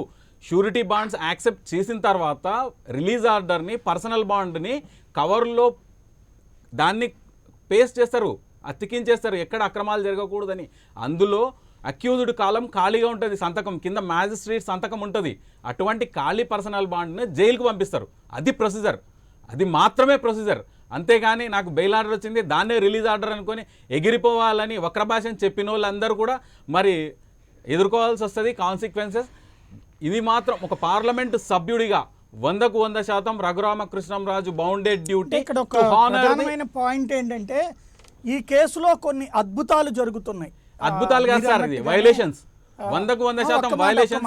దీన్ని నాకు సుప్రీంకోర్టు జరిగినాయి. నాకు ఎవరికి సుప్రీంకోర్టు రానంత వేగంగా బెయిల్ వచ్చింది, ఎవరికి రానంత వెసులుబాటు వచ్చింది, ఎవరికి రాని విధమైనటువంటి అవకాశాలు వచ్చినప్పుడు ఈ కేసులో ఇక రఘురామరాజుకి ఏమవుతుంది? అసలు ఏమీ కాకుండానే ఉండే పరిస్థితే ఉంది కదా సార్. ప్రజలందరూ సాఫ్ట్వేర్ వైపు ఎవల్యూషన్లో భాగంగా మనం సాఫ్ట్వేర్ వైపు వెళుతున్నప్పుడు, దాన్ని ఇంప్లిమెంట్ చేసుకుంటున్నప్పుడు దాన్ని హానర్ చేయాలి. దాంట్లో ఉన్న డిస్ట్రిక్ట్ ఇక్కడ అరెస్ట్ అయ్యిందో లేదో, మూవ్ అయ్యిందో లేదో, అదే బ్లూ జీన్స్లో బెయిల్ పిటిషన్ ఫైల్ అవుతుంది, అదే బెయిల్ పిటిషన్ నెంబర్ అవుతుంది, సింగిల్ జడ్జి గారి ముందు హౌస్ మోషన్ మూవ్ అవుతుంది. అది నెక్స్ట్ డే వీళ్ళే రిక్వెస్ట్ చేస్తారు not to treat judicial custody. Okay, అంటే నెక్స్ట్ డే మార్నింగ్ అనేటువంటిది ఓన్లీ జైల్లో ఉన్నటువంటి వాళ్ళ కోసమేనా sir? Excuse me, blue jeans అనే సిస్టమ్ అనేది జైల్లో ఉన్న నిందితుల కోసం part of proceedings. Blue jeans అసలు సుప్రీంకోర్టు చెప్పేసింది సార్, రిమాండ్లు లేవు, 7 years లోపల ఉన్న కేసుల్లో రిమాండ్సే లేవు, అవసరం లేదు, రిమాండ్ చేయొద్దు. Extension, that is the point. Extensions అది ఇది 7 years కాదు సార్, ఇది లైఫ్ ఉంది. ఇది ఈ కేసులో లైఫ్ ఇంప్రిజన్మెంట్ ఉంది కాబట్టి అరెస్ట్ ఇనప్లికబుల్ సార్. రిమాండ్ అయిందా? జ్యుడిషియల్ కస్టడీలో ఆయనను ప్రొడ్యూస్ చేసినప్పుడు హీ షుడ్ హానర్ చేయాలా వద్దా? ఇక్కడ ఆయనకి ఇచ్చిన గౌరవం ఎంత మాత్రం కాదు. All are equal before law. చట్టం ముందు అందరూ సమానులే. ఆయన ఎగ్జామ్షన్ కాదు. సుప్రీంకోర్టు కూడా చెప్పింది, కానీ వెసులుబాటు ఆయనకే ఇచ్చింది. వెసులుబాటు ఇవ్వలేదు సార్, అది వెసులుబాటు కానే కాదు. ఆయన కోలుకోవడానికి ఇచ్చిన సమయం ఆన్ ఆర్ బిఫోర్ 10 days, అంటే 10 days ఉండాలని కాదు. నేను అడిగే పాయింట్ ఒక్కసారి వినండి, నేను అనే పాయింట్ ఒక్కటి వినండి. మీరు అన్నట్టుగానే యావజ్జీవ కారాగార శిక్ష పడగలిగిన నేరం అది ప్రూవ్ కాదు కాబట్టి ప్రూవ్ అవుతుందా లేదా అనేది ఫ్యూచర్ తెలుస్తుంది. కేసు అయితే అది కాబట్టి సరే బెయిల్కి ఇవ్వకూడదు, కానీ ఇచ్చింది. నెంబర్ 1. నెంబర్ 2, 10 రోజుల లోపు అంటే డిశ్చార్జ్ అయ్యాక 10 రోజుల లోపు అనేటువంటి ఒక పదం ఈయనకొక్కళ్ళకే ఇవ్వబడింది. ఇది నెంబర్ 2. లేదు సార్. నెంబర్ 3, ఒక్క మాట జ్యుడిషియల్ కస్టడీలో ఉన్నారు అని కింద కోర్టు చెప్పింది. ఈవెన్ సుప్రీంకోర్టు కూడా చెప్పింది. అప్పటిదాకా రిలీజింగ్ ఆర్డర్ ఇచ్చేదాకా కూడా కింద కోర్టుని సాటిస్ఫై చేసి తీసుకునేదాకా కూడా జ్యుడిషియల్ కస్టడీలోనే ఉన్నట్టు అని చెప్పింది. కింద కోర్టు సాటిస్ఫై కాలేదు, బట్ ఆయన ఇంట్లోనే ఉన్నారు. ఇలాంటి వెసులుబాట్లు ఇన్ని ఉన్నప్పుడు ఇంకా ఆయన ఎవరేం చేయగలుగుతారు సార్? అది వెసులుబాటు కానే కాదు, it's a quite common order. అందులో 10 రోజులు అనేది కోలుకోవడానికి పట్టే, అంటే ఆర్డర్ వచ్చింది కాబట్టి రిలీజ్ ఆర్డర్ వచ్చింది కాబట్టి బలవంతంగా మళ్ళీ ఆయనను జైలుకు తీసుకువెళ్తారా అనే ఉద్దేశంతో మాత్రమే కోలుకోవడానికి 10 రోజుల సమయం ఇచ్చింది. అంతేకాని అక్కడి నుంచి ఆయనను వెళ్ళిపోమని కాదు. ఆ 10 రోజుల్లో కోలుకున్నా అంటే ఆయన ఇన్ఫర్మేషన్ ఇస్తే జైలు అథారిటీస్ ఆయనను జైలుకు షిఫ్ట్ చేయాలి. రిలీజ్ ఆర్డర్ తీసుకున్న తర్వాత ఇక్కడ ఆయన వెళ్ళిపోవాల్సిన అవసరం ఏం లేదు. షూరిటీస్ని ప్రొడ్యూస్ చేస్తే కోర్టు రిలీజ్ ఆర్డర్ పంపితే రిలీజ్ ఆర్డర్ని జైల్ అథారిటీస్ ఆర్మీ హాస్పిటల్కి పంపడం జరిగింది. ఆ విషయాన్ని మర్చిపోవద్దు. అంటే అది లేడ్ ప్రొసీజర్. ఆ ప్రొసీజర్ని స్కిప్ చేసి పర్సనల్ బాండ్ని నేనేదో ఎక్కడో ఉన్నా అని చెప్పేసి పర్సనల్ బాండ్ మీద సంతకం పెట్టడానికి అవకాశమే లేదు. మ్యాజిస్ట్రేట్ గారు సాటిస్ఫై అయిన తర్వాత పర్సనల్ షూరిటీ బాండ్స్ యాక్సెప్ట్ చేసిన తర్వాత సాటిస్ఫై అయిన తర్వాత రిలీజ్ ఆర్డర్ మీద సంతకం పెడతారు. పర్సనల్ బాండ్ ఖాళీగా ఉంటుంది. అందులో మ్యాజిస్ట్రేట్ కాలంలో సంతకం ఉంటుంది. ఆ అక్యూజ్డ్ బాండ్ పర్సనల్ బాండ్ని జైలుకు పంపిస్తారు. అక్కడ సంతకం పెట్టిన తర్వాత మాత్రమే రిలీజ్ అనేది జరుగుతుంది. ఇది లోవర్ కోర్టు ప్రొసీజర్, పక్కా ప్రొసీజర్. ఇది మన ఎక్కడ కూడా స్కిప్ చేయడానికి అవకాశం లేనటువంటి ప్రొసీజర్ని అడాప్ట్ చేసుకున్నాం మనం. దాన్ని మాత్రమే ఫాలో అవుతున్నాం. రైట్. అజయ్ గారు ఏమనుకోవాలి ఇది? సరే, ఇప్పటివరకు అందరికి కూడా నమస్కారాలు. ఇప్పటివరకు కూడా ఏంటంటే ఈ సబ్జెక్ట్ మీద ఏంటంటే లీగల్ కాన్సెప్ట్ మీద అవును, ఇప్పటిదాకా అందరూ చర్చ జరిగింది. న్యాయవాదులు మాట్లాడారు. అంతే న్యాయవాదులు, న్యాయానికి సంబంధించినటువంటి అంశాల మీద ప్రావీణ్యం ఉన్నవాళ్ళు. అయితే ఇది ఒక రఘురామకృష్ణ గారు ఒక ఎంపీ రాజకీయ కోణంలో చూసినప్పుడు ఏంటంటే సహజంగా ఏ ప్రభుత్వానికైతే అసంతృప్తి అసహనం ఉన్నటువంటి వ్యక్తుల మీద తీసుకునేటువంటి ఒక చర్యలు, ఈ ఇష్యూ ఏదైతే ఉందో ఒక్క మాటలు చెప్పాలంటే వైఎస్ఆర్సీపీ పార్టీ జగన్ ప్రభుత్వం ఏదైతే ఉందో గోరుతోడి పోయి దాన్ని గొడ్డల దాకా తెచ్చుకుందనేది నేను విశ్లేషిస్తున్నా. ఎందుకంటే సహజంగా ఏ ప్రభుత్వంలో అయినా కూడా ప్రజాప్రతినిధులలో అటు పార్టీ నాయకులలో వచ్చేటువంటి అసంతృప్తిని వాళ్ళ ఆది నాయకత్వం ఏంటంటే సానుకూలంగా సామరస్యంగా సాధ్యమైనంత మేరకు దాన్ని పరిష్కారం చేసుకునేటువంటి అవకాశాలని వెతుకుతుంది, ఆ ప్రయత్నం చేస్తుంది. కానీ అసలు మొదటి నుంచి కూడా ఎక్కడ ఇంగ్లీష్ భాష మీద ఏంటంటే మొదలైనటువంటి రాద్ధాంతం ఏదైతే ఉందో, ఒక ఎంపీ ప్రజాప్రతినిధిగా ఎన్నుకోబడినటువంటి ఒక ఎంపీ సరే ఆయన అసంతృప్తి వ్యక్తం చేసినప్పుడు దాన్ని అంత మేరకు అవాయిడ్ చేస్తే బాగుంటుండే. కానీ ఈరోజు పరిస్థితి ఎంతవరకు వచ్చిందంటే ఆంధ్రప్రదేశ్లో ఒక ప్రధానమైనటువంటి చర్చ ఏదైతుందో ఈ రఘురామకృష్ణ జగన్ ప్రభుత్వం చుట్టూ తిరిగేటువంటి పరిస్థితుల్ని తెచ్చుకోరు. ఏ పరిస్థితులైనా కూడా ఒక్క ఎంపీ వల్ల ఆ ప్రభుత్వానికి వచ్చేటువంటి నష్టం కావచ్చు, ఇబ్బందులే కావచ్చు, దాన్ని ప్రభుత్వం ఎందుకు ఆ కోణంలో ఆలోచించలేదు? కేవలం ఏంటంటే వీళ్ళ యొక్క దీన్ని ఏది ఒక బల ప్రయోగం ద్వారా, అది సోషల్ మీడియాలో కావచ్చు ఏదైనా కావచ్చు, దీన్ని అడ్డుకట్ట వేసేటువంటి ప్రయత్నంలో భాగంగా ఒక మాట చెప్పాలంటే ఆ నిప్పు మీద ఏంటంటే నీళ్లు చల్లితే ఆ నిప్పు ఇంకా బాగా పడి అటువంటి అవకాశాన్ని జగన్ ప్రభుత్వం తీసుకొచ్చిరా అనేటువంటి విషయం మనం గమనించాలి. ఎందుకు అనంటే ఇది ఎక్కడి వరకు పోయిందనంటే ఒక వ్యక్తి యొక్క ప్రాబల్యము సమస్య ఢిల్లీ స్పీకరు అమిత్ షా వరకు, ఆఖరి ప్రధానమంత్రి మోడీ దగ్గర కూడా పోయే అవకాశాలు ఉన్నాయి రేపు. కాబట్టి ఈ రోజున పరిస్థితుల్లో జగన్ గారు ఏదైతే ఉన్నారో వాస్తవంలో ఇప్పుడు ఉన్నటువంటి పరిస్థితి మనం ఈ అంశాన్ని కేవలం ఈ అంశాన్ని విశ్లేషిస్తే జగన్ గారి ప్రభుత్వం ఏదైతే ఉందో ఇది మా ప్రభుత్వము, మా ప్రభుత్వానికి నష్టం చేకూర్చేటువంటి అంశం ఏది కూడా ఎవరు కూడా తీసుకునేటువంటి అవకాశం లేదు. ఒకవేళ ఉన్నా కూడా వాళ్ళు ఇక్కడ ఉండడానికి వీలు లేదు. మరి ఇది ప్రజాస్వామ్యం అంటమా?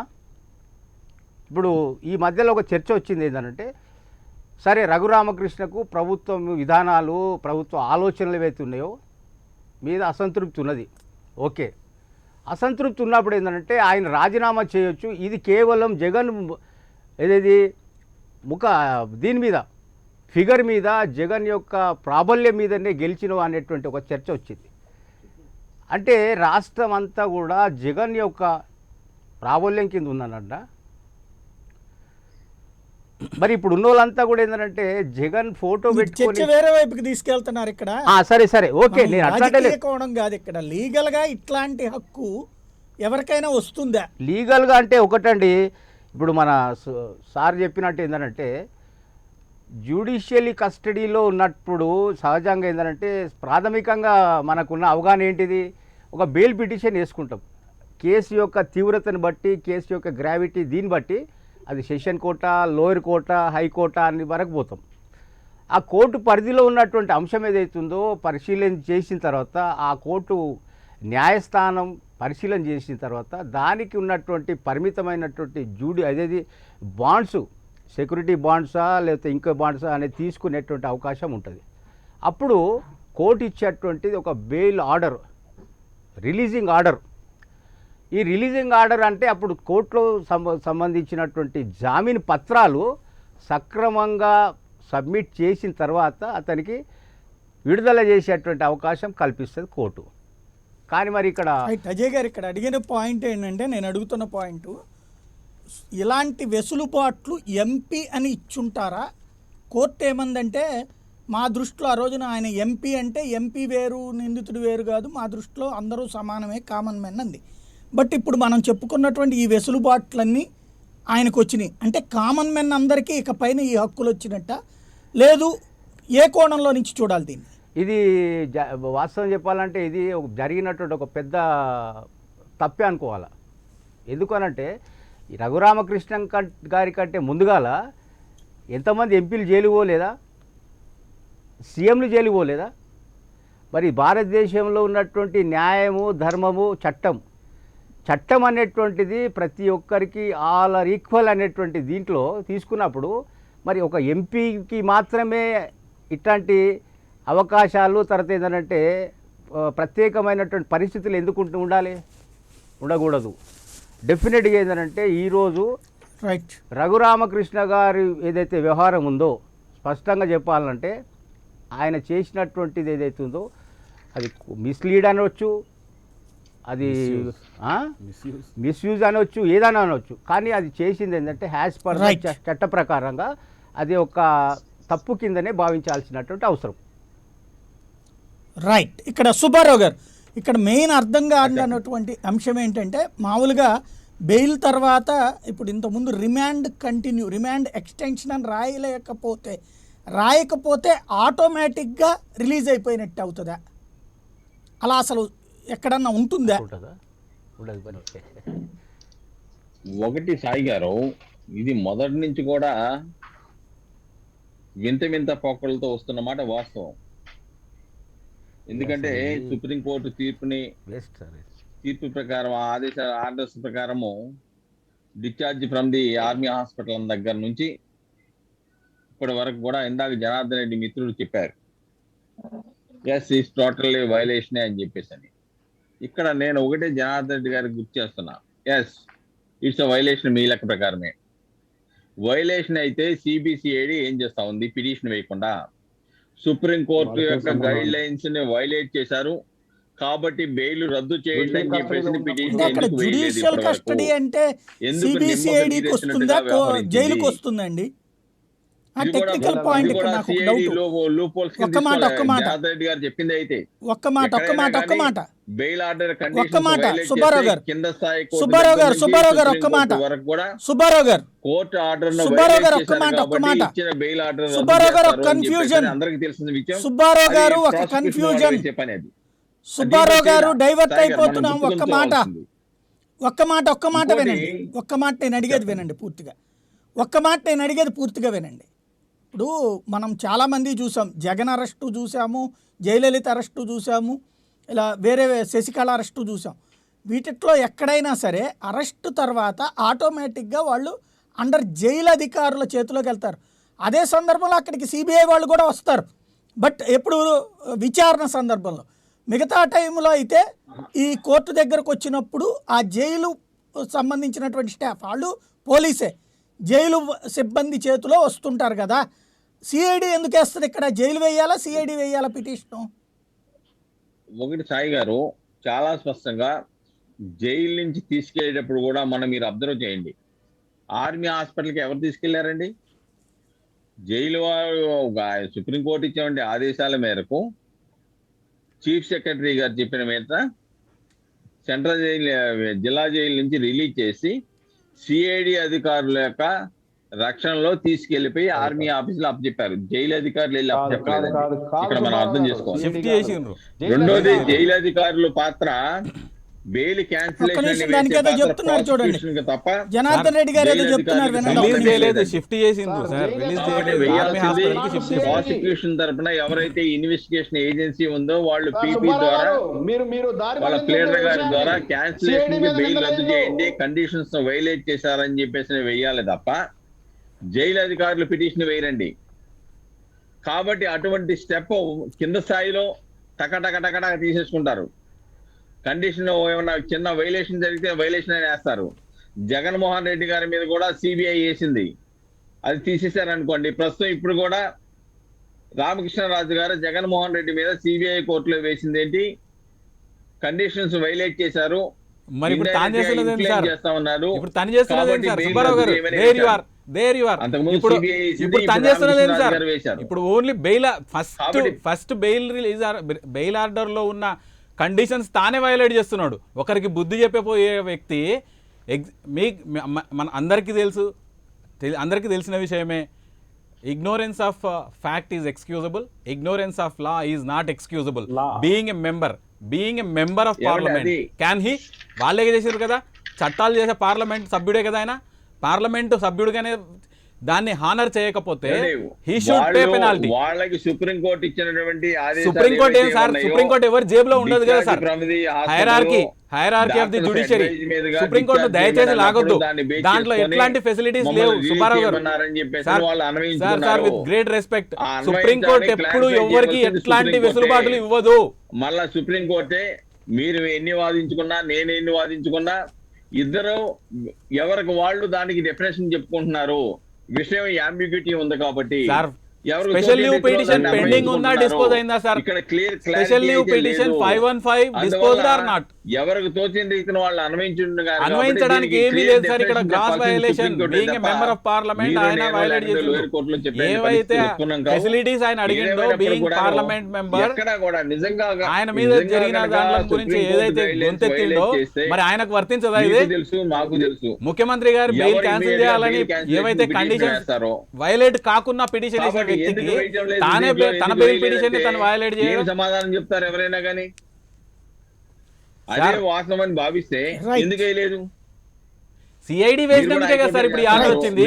సిఐడి ఫైల్ చేసిన పిటిషన్ మీదనే ఈ రోజు 25th రోజు సిఐడి ఫైల్ చేసిన పిటిషన్ మీదనే, క్రిమినల్ ఎంపీ మీదనే కన్సర్న్ జేఎఫ్సీఎం ఆర్డర్ పాస్ చేసింది. ఇప్పుడు మన ముందున్న ఆర్డరు, మనం డిస్కస్ చేస్తున్న ఆర్డర్ కూడా సిఐడి ఫైల్ చేసిన దాంట్లోనే. సిఆర్పిసి ఎనేబుల్ చేసింది కన్సర్న్ జేఎఫ్సీఎంని, మీరు చేయండి, చట్ట ప్రకారం మీరు వ్యవహరించండి అంటే నాకు సంబంధం లేదు, సుప్రీంకోర్టులో హైరార్కీలో ఉంది కాబట్టి అక్కడ petition SLP dispose of sir. కాదని చెప్పేవాళ్ళు కాదని నిరూపించాలి కదా. కాదని సార్ కన్సర్న్ మ్యాజిస్ట్రేట్ నాకు సంబంధం లేదని రాసి నాకు ఎవరు చేయగలిగేది ఏముంటది? వాళ్ళు విధులు 437 class 5 is very clear. 437 class 5 is very clear. Released court, bail court కాదు, released court is enable. Released court తీసుకోవచ్చు అన్నప్పుడు మళ్ళీ వారు వెనక్కి వెళ్ళి 437 class 2 1 and 2 గురించి వాళ్ళు మాట్లాడడం అనేది విచిత్రం. అంటే అవకాశం ఉంది, అధికారం ఉంది, కానీ నేను చెయ్యను అన్నప్పుడు ఎవరు చేయగలిగేది ఏం లేదు. దాన్ని స్పష్టంగా బ్యాక్ డేట్ లో రిలీజ్ ఉందని చెప్పేసి అలా ఉంటే ఆయన అరికాలు కోటింగ్ ఎవరు? దేశద్రోహం నేరం పెట్టరు అంటే ఆయన స్కిప్ చేయమంటారా? ఎంపీని ఆయన కోటింగ్ చేసింది మరి మోకాళ్ళ దాకా ఎయిమ్స్ కి వెళ్ళి మోకాళ్ళ దాకా పట్టీ లేపించుకున్నాడు అంటే మోకాళ్ళ దాకా ఎందుకుంది సార్? అది పొలిటికల్ వైపుకి వెళ్తున్నాం, లీగల్ ఆస్పెక్ట్ నుంచి పొలిటికల్ మోకాళ్ళ దాకా పట్టీలు వేసుకొని కొట్టారా లేదా అన్న దాని మీద మనం సర్టిఫై సుప్రీంకోర్టు చెప్పింది హాస్పిటల్ కి వెళ్ళమని, ఎయిమ్స్ కి వెళ్ళమని కాదు కదా సార్.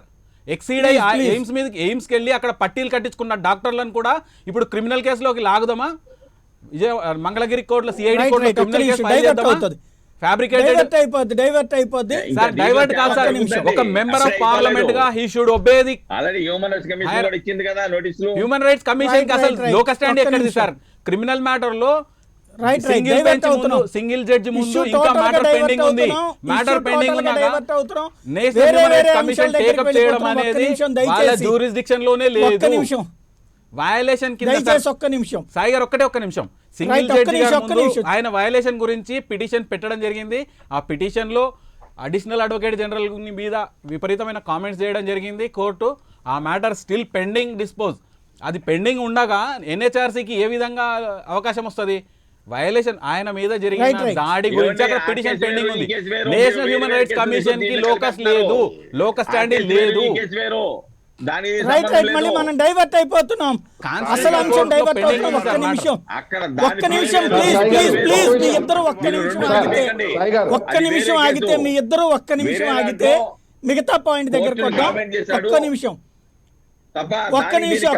ప్లీజ్ మీ ఇద్దరు ఒక్క నిమిషం దయచేసి, మీ ఇద్దరు ఒక్క నిమిషం దయచేసి. శాంతి ప్రసాద్ గారు, ఇక్కడ ఇందాక సుబ్బారావు గారు చెప్తున్నటువంటి పాయింట్ ఒకటి. ఇక్కడ ఒక చిన్న ఒక్క నిమిషం, జనార్దన్ రెడ్డి గారు వస్తున్నా, మీ దగ్గరకు వస్తున్నా, అక్కడికే వస్తున్నా, మీ దగ్గరకు వస్తున్నా. ఒక్క నిమిషం శాంతి ప్రసాద్ గారు, ఇక్కడ ప్లీజ్ క్రాస్ టాక్ తో డిస్టర్బ్ అవుతుంది. ఒక్క నిమిషం శాంతి ప్రసాద్ గారు, పాయింట్ ఏంటంటే సుబ్బారావు గారు జూన్ 11వ తారీఖున సిఐడి కోర్టు వారు ఏమి ఇచ్చారంటే, the remand is extended till 25 June వరకే. 11/6 నాడు 14 రోజులతో కలిపి 26 వరకే, టిల్ 25/6/21 వరకే ఇచ్చారు. దాని తర్వాత ఎలాంటి ఎక్స్టెన్షన్ లేదు. ఆయన ఇప్పుడు జ్యుడిషియల్ రిమాండ్ బ్రేక్ చేశారు. అది ప్రజలు, దీని లీగల్ నాలెడ్జ్ ఉన్న ఎవరికైనా అర్థమవుతుంది. దీంట్లో ఎలాంటి అంబిగ్యూటీ లేదు. టిల్ 25/6 తర్వాత ఎలాంటి ఎక్స్టెన్షన్ లేదు కాబట్టి ఖచ్చితంగా ఆయన జ్యుడిషియల్ రిమాండ్ బ్రేక్ చేస్తున్నారు. దీన్ని సుప్రీంకోర్టులో కూడా తెలియజేస్తారు. దీని తర్వాత పరిణామాలు సుప్రీంకోర్టే నిర్ణయిస్తుంది. బెయిల్ ఆర్డర్ పాస్ చేసింది సుప్రీంకోర్టు కాబట్టి హానరబుల్ సుప్రీంకోర్టుకే అధికారం ఉంటుంది, వాళ్లే నిర్ణయిస్తారని మాత్రం క్లారిటీగా చెప్తున్నాను దీంట్లో మాత్రం. రైట్, ఇక్కడ శాంతి ప్రసాద్ గారు ఇందాక టెక్నికల్ పాయింట్ ఒకటి రైట్ చేశారు కదా, అంటే జ్యుడిషియల్ కస్టడీ ఇది తేడా వచ్చిందంటే కనుక సిఐడి వాళ్ళు వెయ్యాలా, జైలు అధికారులు వేయాలా? జ్యుడిషియల్ కస్టడీ అంటే ఎవరి చేతిలో ఉన్నట్టు, ఎవరు బాధ్యులు దానికి? సాయి గారు, మీ ప్రశ్నకి నేను సమాధానం చెప్పే ముందు నేను కొన్ని విషయాలు I want make it straight forward. మనం లా కళ్ళద్దాలు పెట్టుకుని చూడాలి కానీ మనకున్న వ్యక్తిగత వికారాలను కళ్ళద్దాలు పెట్టుకుని మనం డిబేట్ లో మాట్లాడితే చల్లదు. పాస్పోర్ట్ ఏ రకంగా సీజ్ చేస్తారండి? ఏం మాట్లాడుతున్నారండి అసలు? బరాబర్, definitely being a member of parliament he violated the order. ఖచ్చితంగా చేయాల్సిందే. జనార్దన్ రెడ్డి, నువ్వు మీ జగన్ రెడ్డి గారికి రికమెండ్ చేసి ఆయన్ని స్పెషల్ పబ్లిక్ ప్రాసిక్యూటర్ అపాయింట్ చేయి ఈ కేసులో. నేను రెడీ సార్, నేను రెడీ. లీడర్ గానే మాట్లాడుతున్నాను సార్. మీరు సపోర్ట్ చేస్తారా? సుప్రీంకోర్టు ఆర్డర్స్ ని వయలేట్ చేయడం శాంతి ప్రసాద్ గారు మీరు సపోర్ట్ చేస్తారా?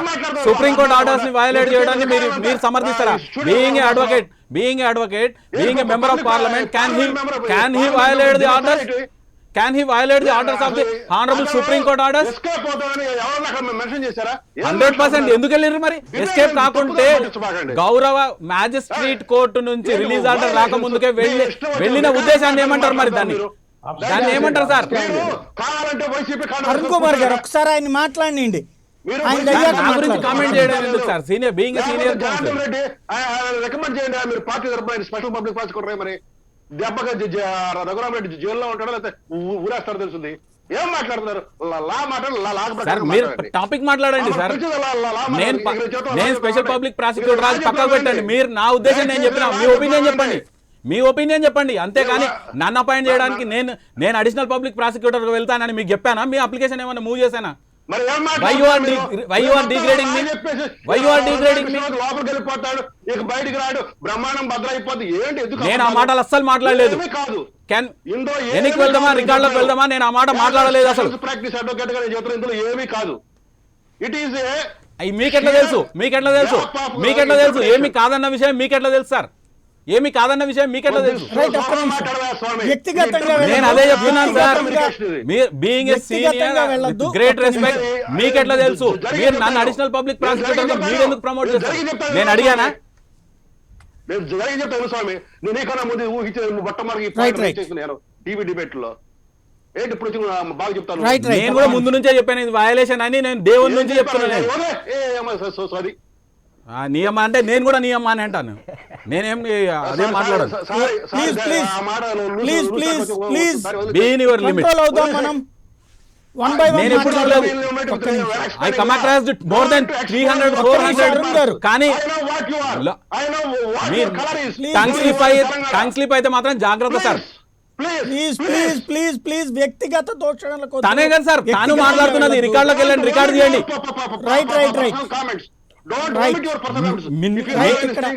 నీ అమ్మ అన్న తర్వాత నేను మీరు అనడానికి కూడా నాకు సంస్కారం అడ్డం వస్తుంది. నువ్వు ఫస్ట్ రేజ్ చేసింది నువ్వు అన్నది ఫస్ట్. అరుణ్ గారు, నీ అమ్మ అన్నది శాంతి నువ్వు. ప్రసాద్ గారు, ఒక్క నిమిషం. పెద్దలు మీరు ఒక్క నిమిషం, ఒక్క నిమిషం. మీకుండాలి ఇంకా ఓపిక. ఒక్క నిమిషం ప్లీజ్ ప్లీజ్ ప్లీజ్ వ్యక్తిగత దోషణలొద్దు. ప్లీజ్ ప్లీజ్ ప్లీజ్ మాట్లాడవా? ప్లీజ్. అతను ఏం మాట్లాడుకోమనండి. సాయి గారు రైట్ రైట్, శాంతి ప్రసాద్ గారు. నేను మిమ్మల్ని అడ్రస్ రైట్ చేస్తూ రైట్, ఎవరి మాట్లాడుతున్నాను. ఒపీనియన్ వాళ్ళు చెప్పండి. సార్ లా ఒక్కటే చెప్పండి ఎవరి సార్. opinion? ఈ పార్టీలొద్దు ఏమొద్దు, మీరు లా చెప్పండి సార్. శాంతి ప్రసాద్ గారు ఆవేశాలు ఎందుకు? లా ప్రకారం ఇవాళ not defending YCP అని చెప్పిన. పబ్లిక్ ప్రాసిక్యూటర్ నేను నాట్ డిఫెండింగ్ వైసీపీ అని మాట మాట్లాడినా నేను. రైట్ రైట్ రైట్, డైవర్ట్ అయిపోతున్నాం. మళ్ళీ మళ్ళీ మనం వ్యక్తిగతంగా వెళ్తున్నాం. ఆయన మాట్లాడిన ఏంటి? పాస్పోర్ట్ సీజ్ మీరు లా మాట్లాడండి. మీ హద్దులు మీరి మాట్లాడొద్దు. Right right right. Passport seize చేస్తామని పిటిషన్ వేయండి, చూస్తా నేను. ఓ సెషన్ ప్రాక్టీస్ అడ్వకేట్ గా రండి మీరు వచ్చి వకాలత్ తీసుకోండి రఘురామ తరఫున. వకాలత్ ఫైల్ చేయండి. మీ లా చెప్పండి. మరి నాకు కూడా రైట్ ఇవ్వలేదు. రైట్, ఇప్పుడు ఇప్పుడు ఒక్క మాట అండి. ఒక్క మాట ఒక్క మాట ఒక్క మాట. ఈ నీలి మీడియా ప్రచారం చేసే ఈ పిచ్చ కథల వల్లే సమాజంలో కన్ఫ్యూజన్ పెరిగిపోతుంది. లా చెప్పండి. మీరు చెప్తున్నది ఏంది? నీ అమ్మానం లానా? నీ అమ్మానం లానా? రైట్ రైట్ రైట్, ఒక్క పాయింట్ అండి. ఒక్క మాట ఒక్క మాట ఒక్క మాట ప్లీజ్ ప్లీజ్ ప్లీజ్ ప్లీజ్ ఒక్క మాట ఒక్క మాట అందరూ ఒక్క మాట. శాంతి ప్రసాద్ గారు, శాంతి ప్రసాద్ గారు, శాంతి ప్రసాద్ గారు, లా ప్రకారం ఇట్లా జరుగుద్దా? శాంతి ప్రసాద్ గారు ఒక్క నిమిషం ప్లీజ్ ప్లీజ్. లా ప్రకారం ఇట్లా బెయిల్లో ఉన్న నిందితుడు బయట ఉంటారా?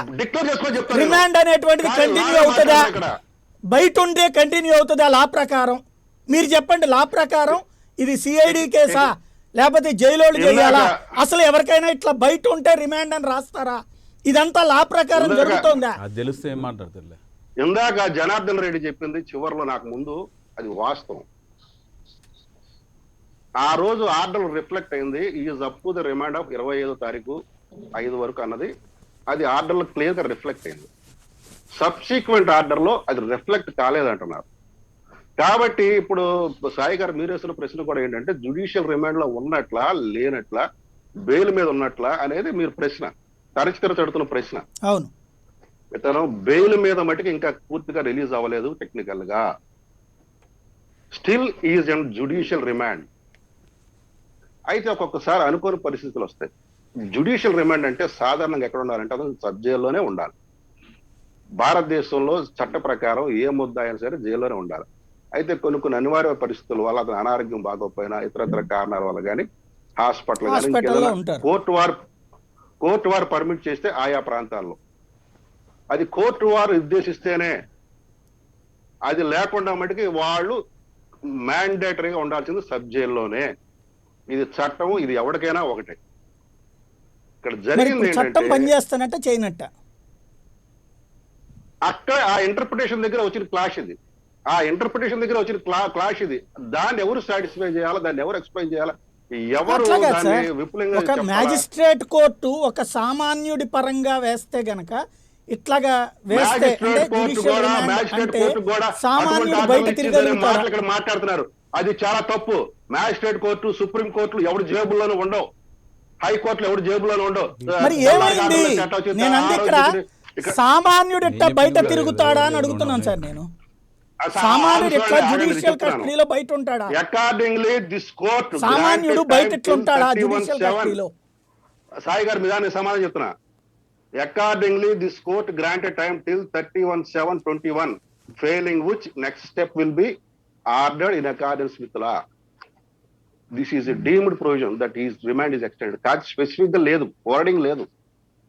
కాకపోతే మన వాళ్ళు ఎప్పుడు కూడా స్పెసిఫిక్ వర్డింగ్ చూస్తారు. ఆ స్పెసిఫిక్ వర్డింగ్ అనేది మిస్ అయింది. కానీ ఇక్కడ కోర్టు ఏమని చెప్పింది చివరిలో, accordingly this court granted time till 31/7. Supreme court పోయేదాన్ని సుప్రీంకోర్టు నుంచి ఆఫర్ తెచ్చుకున్నదాన్ని జనార్దన్ నీ క్లారిఫికేషన్ కోసం ఇస్తున్నా నేను ఇతరత్ర కాదు. ఎందుకంటే నువ్వు ఇందాక రైజ్ చేసిన పాయింట్ వ్యాలిడ్. ఆ తర్వాత మళ్ళీ ఫర్దర్ పీరియడ్ ఎప్పుడు ఎక్స్టెండ్ చేసినా కూడా అది స్పెసిఫిక్ గా ఉండాలి ఆర్డర్ లో, అది మ్యాండేటరీ. అది మిస్ అయింది ఇక్కడ. ఆ మిస్ అయినప్పుడు మేమేం చేస్తామంటే ఇంటర్ప్రిట్, మేము కోర్టు వారి దృష్టికి తీసుకెళ్తాం. తమరు ఈ రకంగా ఇచ్చారు కాబట్టి ఆ ఆర్డర్ స్టిల్ ఇన్ కంటిన్యూషన్ అంటాం.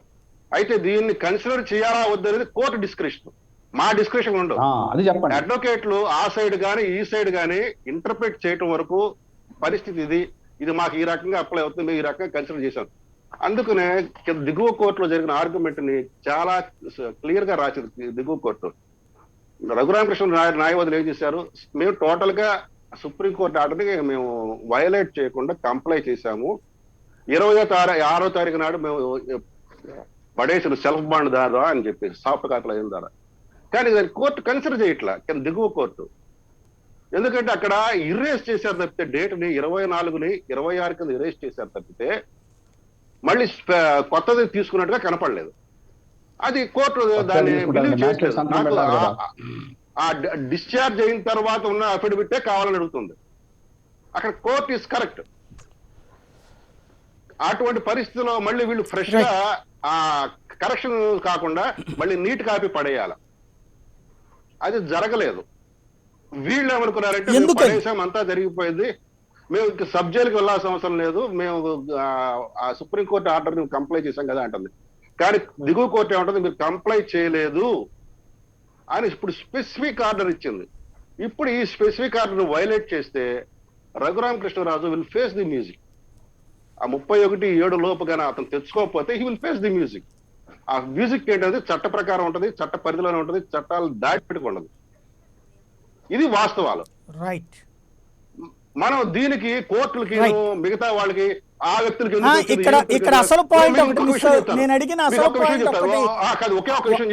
పాయింట్ ఒక పాయింట్ జడ్జి రామకృష్ణ గారి కేసు ఉంది. ఇదే సెక్షన్ 124A. కానీ ఆయన 60 రోజుల పైన రిమాండ్ లో ఉంచారు. ఇప్పుడు ఏం జరుగుతుంది, హైకోర్టులో విచారణ జరుగుతుంది. అసలు ఇక్కడ ఎందుకు అతన్ని అన్ని రోజులు జైల్లో ఉంచాల్సి వచ్చింది, ఎవరి దగ్గర తప్పు జరిగింది అనే విచారణ జరుగుతుంది. నిజంగా రేపు రఘురామకృష్ణరాజు కేసు అయినా కూడా అదే విచారణ వచ్చేస్తుంది.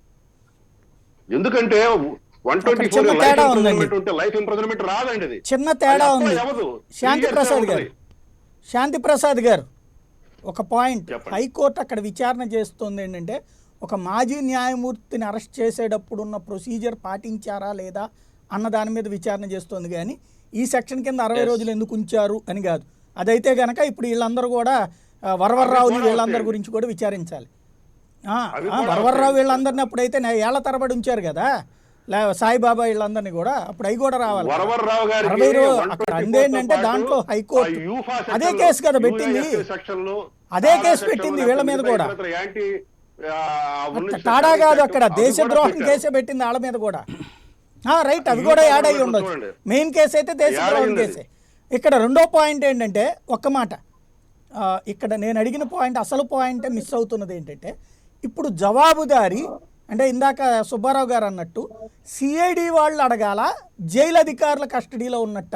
ఆయన్ని తీసుకెళ్ళింది సిఐడినా జైలు అధికారుల? సార్, జుడిషియల్ రిమాండ్ అని కోర్టు చెప్పినంత వరకు జుడిషియల్ రిమాండ్ లో ఉన్నట్లయితే జైలు అధికారులు జైలు ప్రెమిసెస్ దాటితే వాళ్ళు ఏం చేయలేరు సార్. వాళ్ళకి ఆ జ్యూరిడిక్షన్ రాదు. ఇక్కడ సిఐడి వాళ్ళు తీసుకోవాలన్నా కూడా సిఐడికి ఒక టెక్నికల్ అబ్జెక్షన్ ఉంది.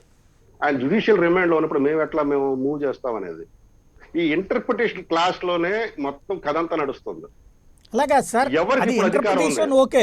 నేను అంటోంది ఇవాళ ఆయన అలాగాదు. ఇప్పుడు మామూలుగా ప్రతి ఒక్కళ్ళని తీసుకొచ్చిన తర్వాత అరెస్ట్ చేసి జైలుకి ఇచ్చిన తర్వాత ఆ తర్వాత హాస్పిటల్కి షిఫ్ట్ చేస్తే అది జైలు అధికారులు షిఫ్ట్ చేసినట్ట, సిబిఐయో సిఐడినో అట్లా వాళ్ళు షిఫ్ట్ చేసినట్ట? జైలు ఎవరి అధికారులు కస్టడీకి ఎందుకు సుప్రీంకోర్టు వస్తుంది ఉత్తర్వుల మేరకు ఉత్తర్వుల మేరకు జైలు అధికారులు తగు చర్యలు తీసుకుంటూ తగు ప్రొసీజర్ ఫాలో అవుతూ పంపించినట్లు లెక్క. కానీ అక్కడ సుప్రీంకోర్టు తీర్పులో ఉంది, ఇప్పుడు ఈయన విషయంలో డిశ్చార్జ్ అయిన 10 రోజులు అనే వెసులుబాటు ఇచ్చింది. ఆ డిశ్చార్జ్ అయిన 10 రోజులు అనే ఆ వెసులుబాటే మొత్తం ఈ కన్ఫ్యూషన్ కారణం. ఈ కన్ఫ్యూషన్ మొత్తం అక్కడే కారణం. సాయి గారు, నేను దానికి క్లారిఫికేషన్ ఇస్తాను. ఇప్పుడు రిమాండ్ ఫస్ట్ నుంచి చెప్తున్నాను ఎక్స్టెన్షన్ నేను, అనే clarification. పరిధి జైలు అధికారులది అవుతుందా సిఐడిది అవుతుందా అంటున్నా. అసలు కన్ఫ్యూజన్ అది. వాళ్ళిద్దరిది కాదు. రిమాండ్ రిమాండ్ ఎక్స్టెన్షన్ ఎక్స్టెన్షన్ అనేది జైలు పరిధిదా సిఐడిదా? జడ్జి గారి పరిధి. Description of the sub jail court. సంబంధం లేదు, పోలీసులకు అక్కడ సంబంధం personal లేదు. జడ్జి గారి పరిధి. ఆయన జడ్జి గారి కస్టడీలో ఉన్నట్లు లెక్క, ఆ కింద కోర్టు కస్టడీలో ఉన్నట్లు లెక్క. అంటే జడ్జి దాన్ని గారేమి బట్టి జైలు వారు పెట్టరు extend కదా చేస్తారు సార్. తప్పితే జైలు అధికారులకు కానీ సిఐడి నేను అధికారులకు అంటోంది కానీ extension చేసే పవర్ లేదు. జుడిషియల్ రిమాండ్ అని ఆదేశిస్తే జుడిషియల్ కస్టడీ అంటే జడ్జి గారి పర్యవేక్షణలో జైల్లో ఉన్నట్ట, సిఐడి చేతిలో ఉన్నట్ట? సిఐడి చేతిలో జడ్జి గారి పర్యవేక్షణలో ఉన్నట్లుగానే ట్రీట్ చేయాలి. అదే అదే ఇంటర్ప్రిటేషన్, ఎక్కడ? అదే లా. సార్ ఆ జైలు ఎక్కడ అథారిటీ- అదే సార్, ఆ లా ప్రకారం ఆయన జైలు అథారిటీస్ అండర్ లో ఉంటారా, సిఐడి అండర్ లో ఉంటారా? జైలు అథారిటీస్ అండర్ నుంచి బయటకు వెళ్ళిపోయాడు. సుప్రీంకోర్టు ఇచ్చిన ఆ వెసులుబాటుని తీసుకుని ఆయన బయటకు వెళ్ళిపోవడంతో ఈ వచ్చిన కన్ఫ్యూజన్ ఇదే. ఇక్కడ ఎవరు కస్టడీ అయితే జుడిషియల్ కస్టడీలో ఉన్నట్లెక్కే, కోర్టు దిగువ కోర్టు కూడా అదే చెబుతుంది, తన కస్టడీలో ఉన్నట్లెక్కే. అది ఎప్పుడు వరకు చాలా స్పష్టంగా చెప్పింది గత ఆర్డర్ లో. ఎప్పుడు వరకు అంటే అతను ఆ సెల్ఫ్ బాండ్ సబ్మిట్ చేసే వరకు కూడాను అని చాలా స్పష్టంగా చెప్పింది. Thus, when the superintendent district jail has failed to get the signature of the accused on bail bond and simply returned the same to the discourse, it may be treated as the accused is not released from judicial custody. Until then, the accused should sign on the bail bond and shall get the release order from this court. As to the remand warrant, he is still pending before the district jail Guntur. ఇది ఇక్కడ అంటే ఆయన కస్టడీలో ఉన్నట్లకే. కాకపోతే ఈ order లో మొన్న specific గా డేట్ 10 తారీఖు నుంచి 10 తారీఖు 14 ముప్పాళ్ళ సుబ్బారావు గారు చెప్పాడు 14 రోజులకే ఇవ్వాలి, దాటి ఇవ్వకూడదు. కానీ వారు 4 రోజులు ఇచ్చారు, వెసులుబాటు ఇచ్చారు. ఆ వెసులుబాటులోనే ఇక్కడ ఇదంతా మళ్ళీ జరిగింది. ఇక్కడ ఇంటర్ప్రిటేషన్స్ లో మనకు వస్తున్న క్లాష్. సార్ సాయి గారు, ఫైనల్ గా జనార్దన్ రెడ్డి గారు, సాయి గారు సార్ ఒక్క నిమిషం. నేను స్టార్ట్ చేసేప్పుడే పాపం వాళ్ళు ఎందుకు చెప్పలేకున్నారో, జైలు ఎస్కాట్ అనేది ఒక వ్యవస్థ ఉందండి. జైలు ఎస్కాట్ అనేది ఎప్పుడైనా కానీ 14 రోజుల తర్వాత కోర్టుకు తీసుకొచ్చేదానికి కానీ తీసుకోపోయేదానికి అదొక వ్యవస్థ ఉంది మన సిస్టమ్ లో. అది మర్చిపోతున్నారు. ఎవరు కంట్రోల్లో ఉంటారు? జైలు ఎస్కాట్ కంట్రోల్లో ఉంటారు, సిఐడి కంట్రోల్లో ఉండరు. ఆ జైలు ఎస్కాట్ అనేది ఆ కన్సర్న్ ఎస్పీ చేతిలో, ఆయన కంట్రోల్లో ఒక సిబ్బంది, దానికి ఒక బాధ్యతలు, అన్ని ప్రొసీజర్ ఉందండి. జైలు ఎస్కాట్ సిస్టమ్ ద్వారానే ఆయన బయటకు వస్తారు, లోపలికి వస్తారు. అది ఫాలో అవుతున్నారు. అంతేగాని జైలు అథారిటీ ఉండదట. జైలు ఎస్కాట్ అనేది ఒక సిస్టమ్, దానికి ఒక హెడ్ ఉంటారు. ఎస్పీ డిస్ట్రిక్ట్ క్యాడర్లు అయితే, నగరాలు అయితే కమిషనర్, వాళ్ళ కంట్రోల్లో ఉంటారు, వాళ్ళ బాధ్యత కింద వస్తుంది. అంతేగాని సిఐడి మీద మోపడం, ఇంకెవరో జైలు అథారిటీస్ మీద మోపడం కరెక్ట్ కాదండి. అది వ్యవస్థ, అదొక వ్యవస్థ నడుస్తుంటది. ఆ వ్యవస్థ. అందుకే జైలర్ గారు లెటర్ ఏమని ఇచ్చారు, ఇలా జరిగింది మాకు మీడియాలో న్యూస్ వచ్చిందని చెప్పి ఆయన ద నెక్స్ట్ డే ఆయన ఎప్పుడైతే ఆయన మిలిటరీ హాస్పిటల్ ని డిశ్చార్జ్ అయ్యి రిలీజ్ అనుకొని వెళ్ళిపోయాడో ఆ రోజే లెటర్ ఇచ్చాడు. దాని మీదనే ప్రొసీడింగ్స్ అన్ని జరుగుతూనే ఉన్నాయి. ఈ రోజు వరకు జరిగే ప్రొసీడింగ్స్ అన్ని కూడా జైలు అథారిటీ ఇచ్చిన లెటర్ మీదనే జరుగుతున్నాయి. ఎక్కడా స్టేట్ లో లోపం జరగలేదు. కోర్టు పరిధిలో ఉన్నది, కోర్టులు తేలుస్తాయి. మనం ఏదో జరిగిపోద్ది, అది జరగద్దు అనుకోవడం కరెక్ట్ కాదు. Supreme court is the final authority, this is the law, land of law. Law వచ్చేది అక్కడ సుప్రీంకోర్టు ఉంటుంది కాబట్టి, బెయిల్ వాళ్ళు గ్రాంట్ చేశారు కాబట్టి వాళ్ళే దీని మీద నిర్ణయం తీసుకుంటారు. కానీ ఆ నిర్ణయానికి మాత్రమే వెసులుబాటు 4 రోజులు ఇచ్చారు. అంతేగాని ఆయన రిమాండ్ ఎక్స్టెండ్ చేసి 4 రోజులు ఇవ్వలేదు. అది చాలా క్లారిటీగా రాశారు, to get orders from the supreme court. ఎందుకంటే బెయిల్ ఆర్డర్ పాస్ చేసింది సుప్రీం కోర్టు కాబట్టి. అది క్లియర్ గా చెప్పండి సామాన్యులకి.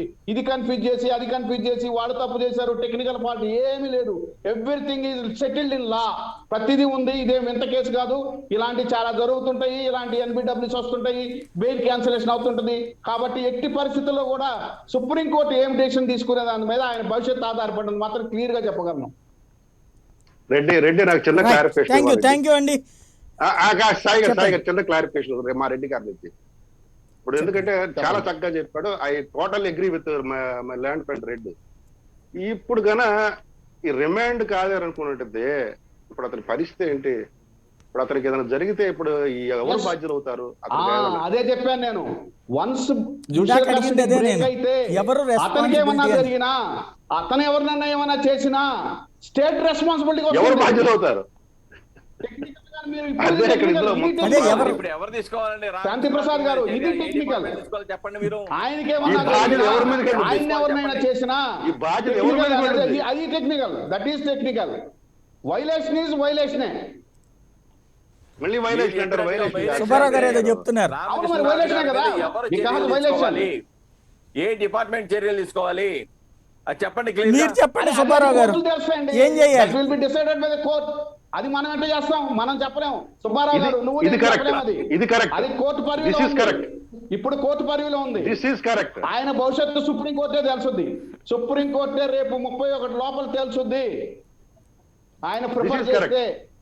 రైట్ సాయి గారు, my friend is right. Correct. Thank you అండి. జనార్దన్ సాయి గారు, రెడ్డి గారు, నేను శాంతి starting ప్రసాద్ గారు, remarks సుబ్బారావు గారు, లోనే అరుణ్ చెప్పాను. కుమార్ గారు, అజయ్ గారు, ఇది పరిస్థితి.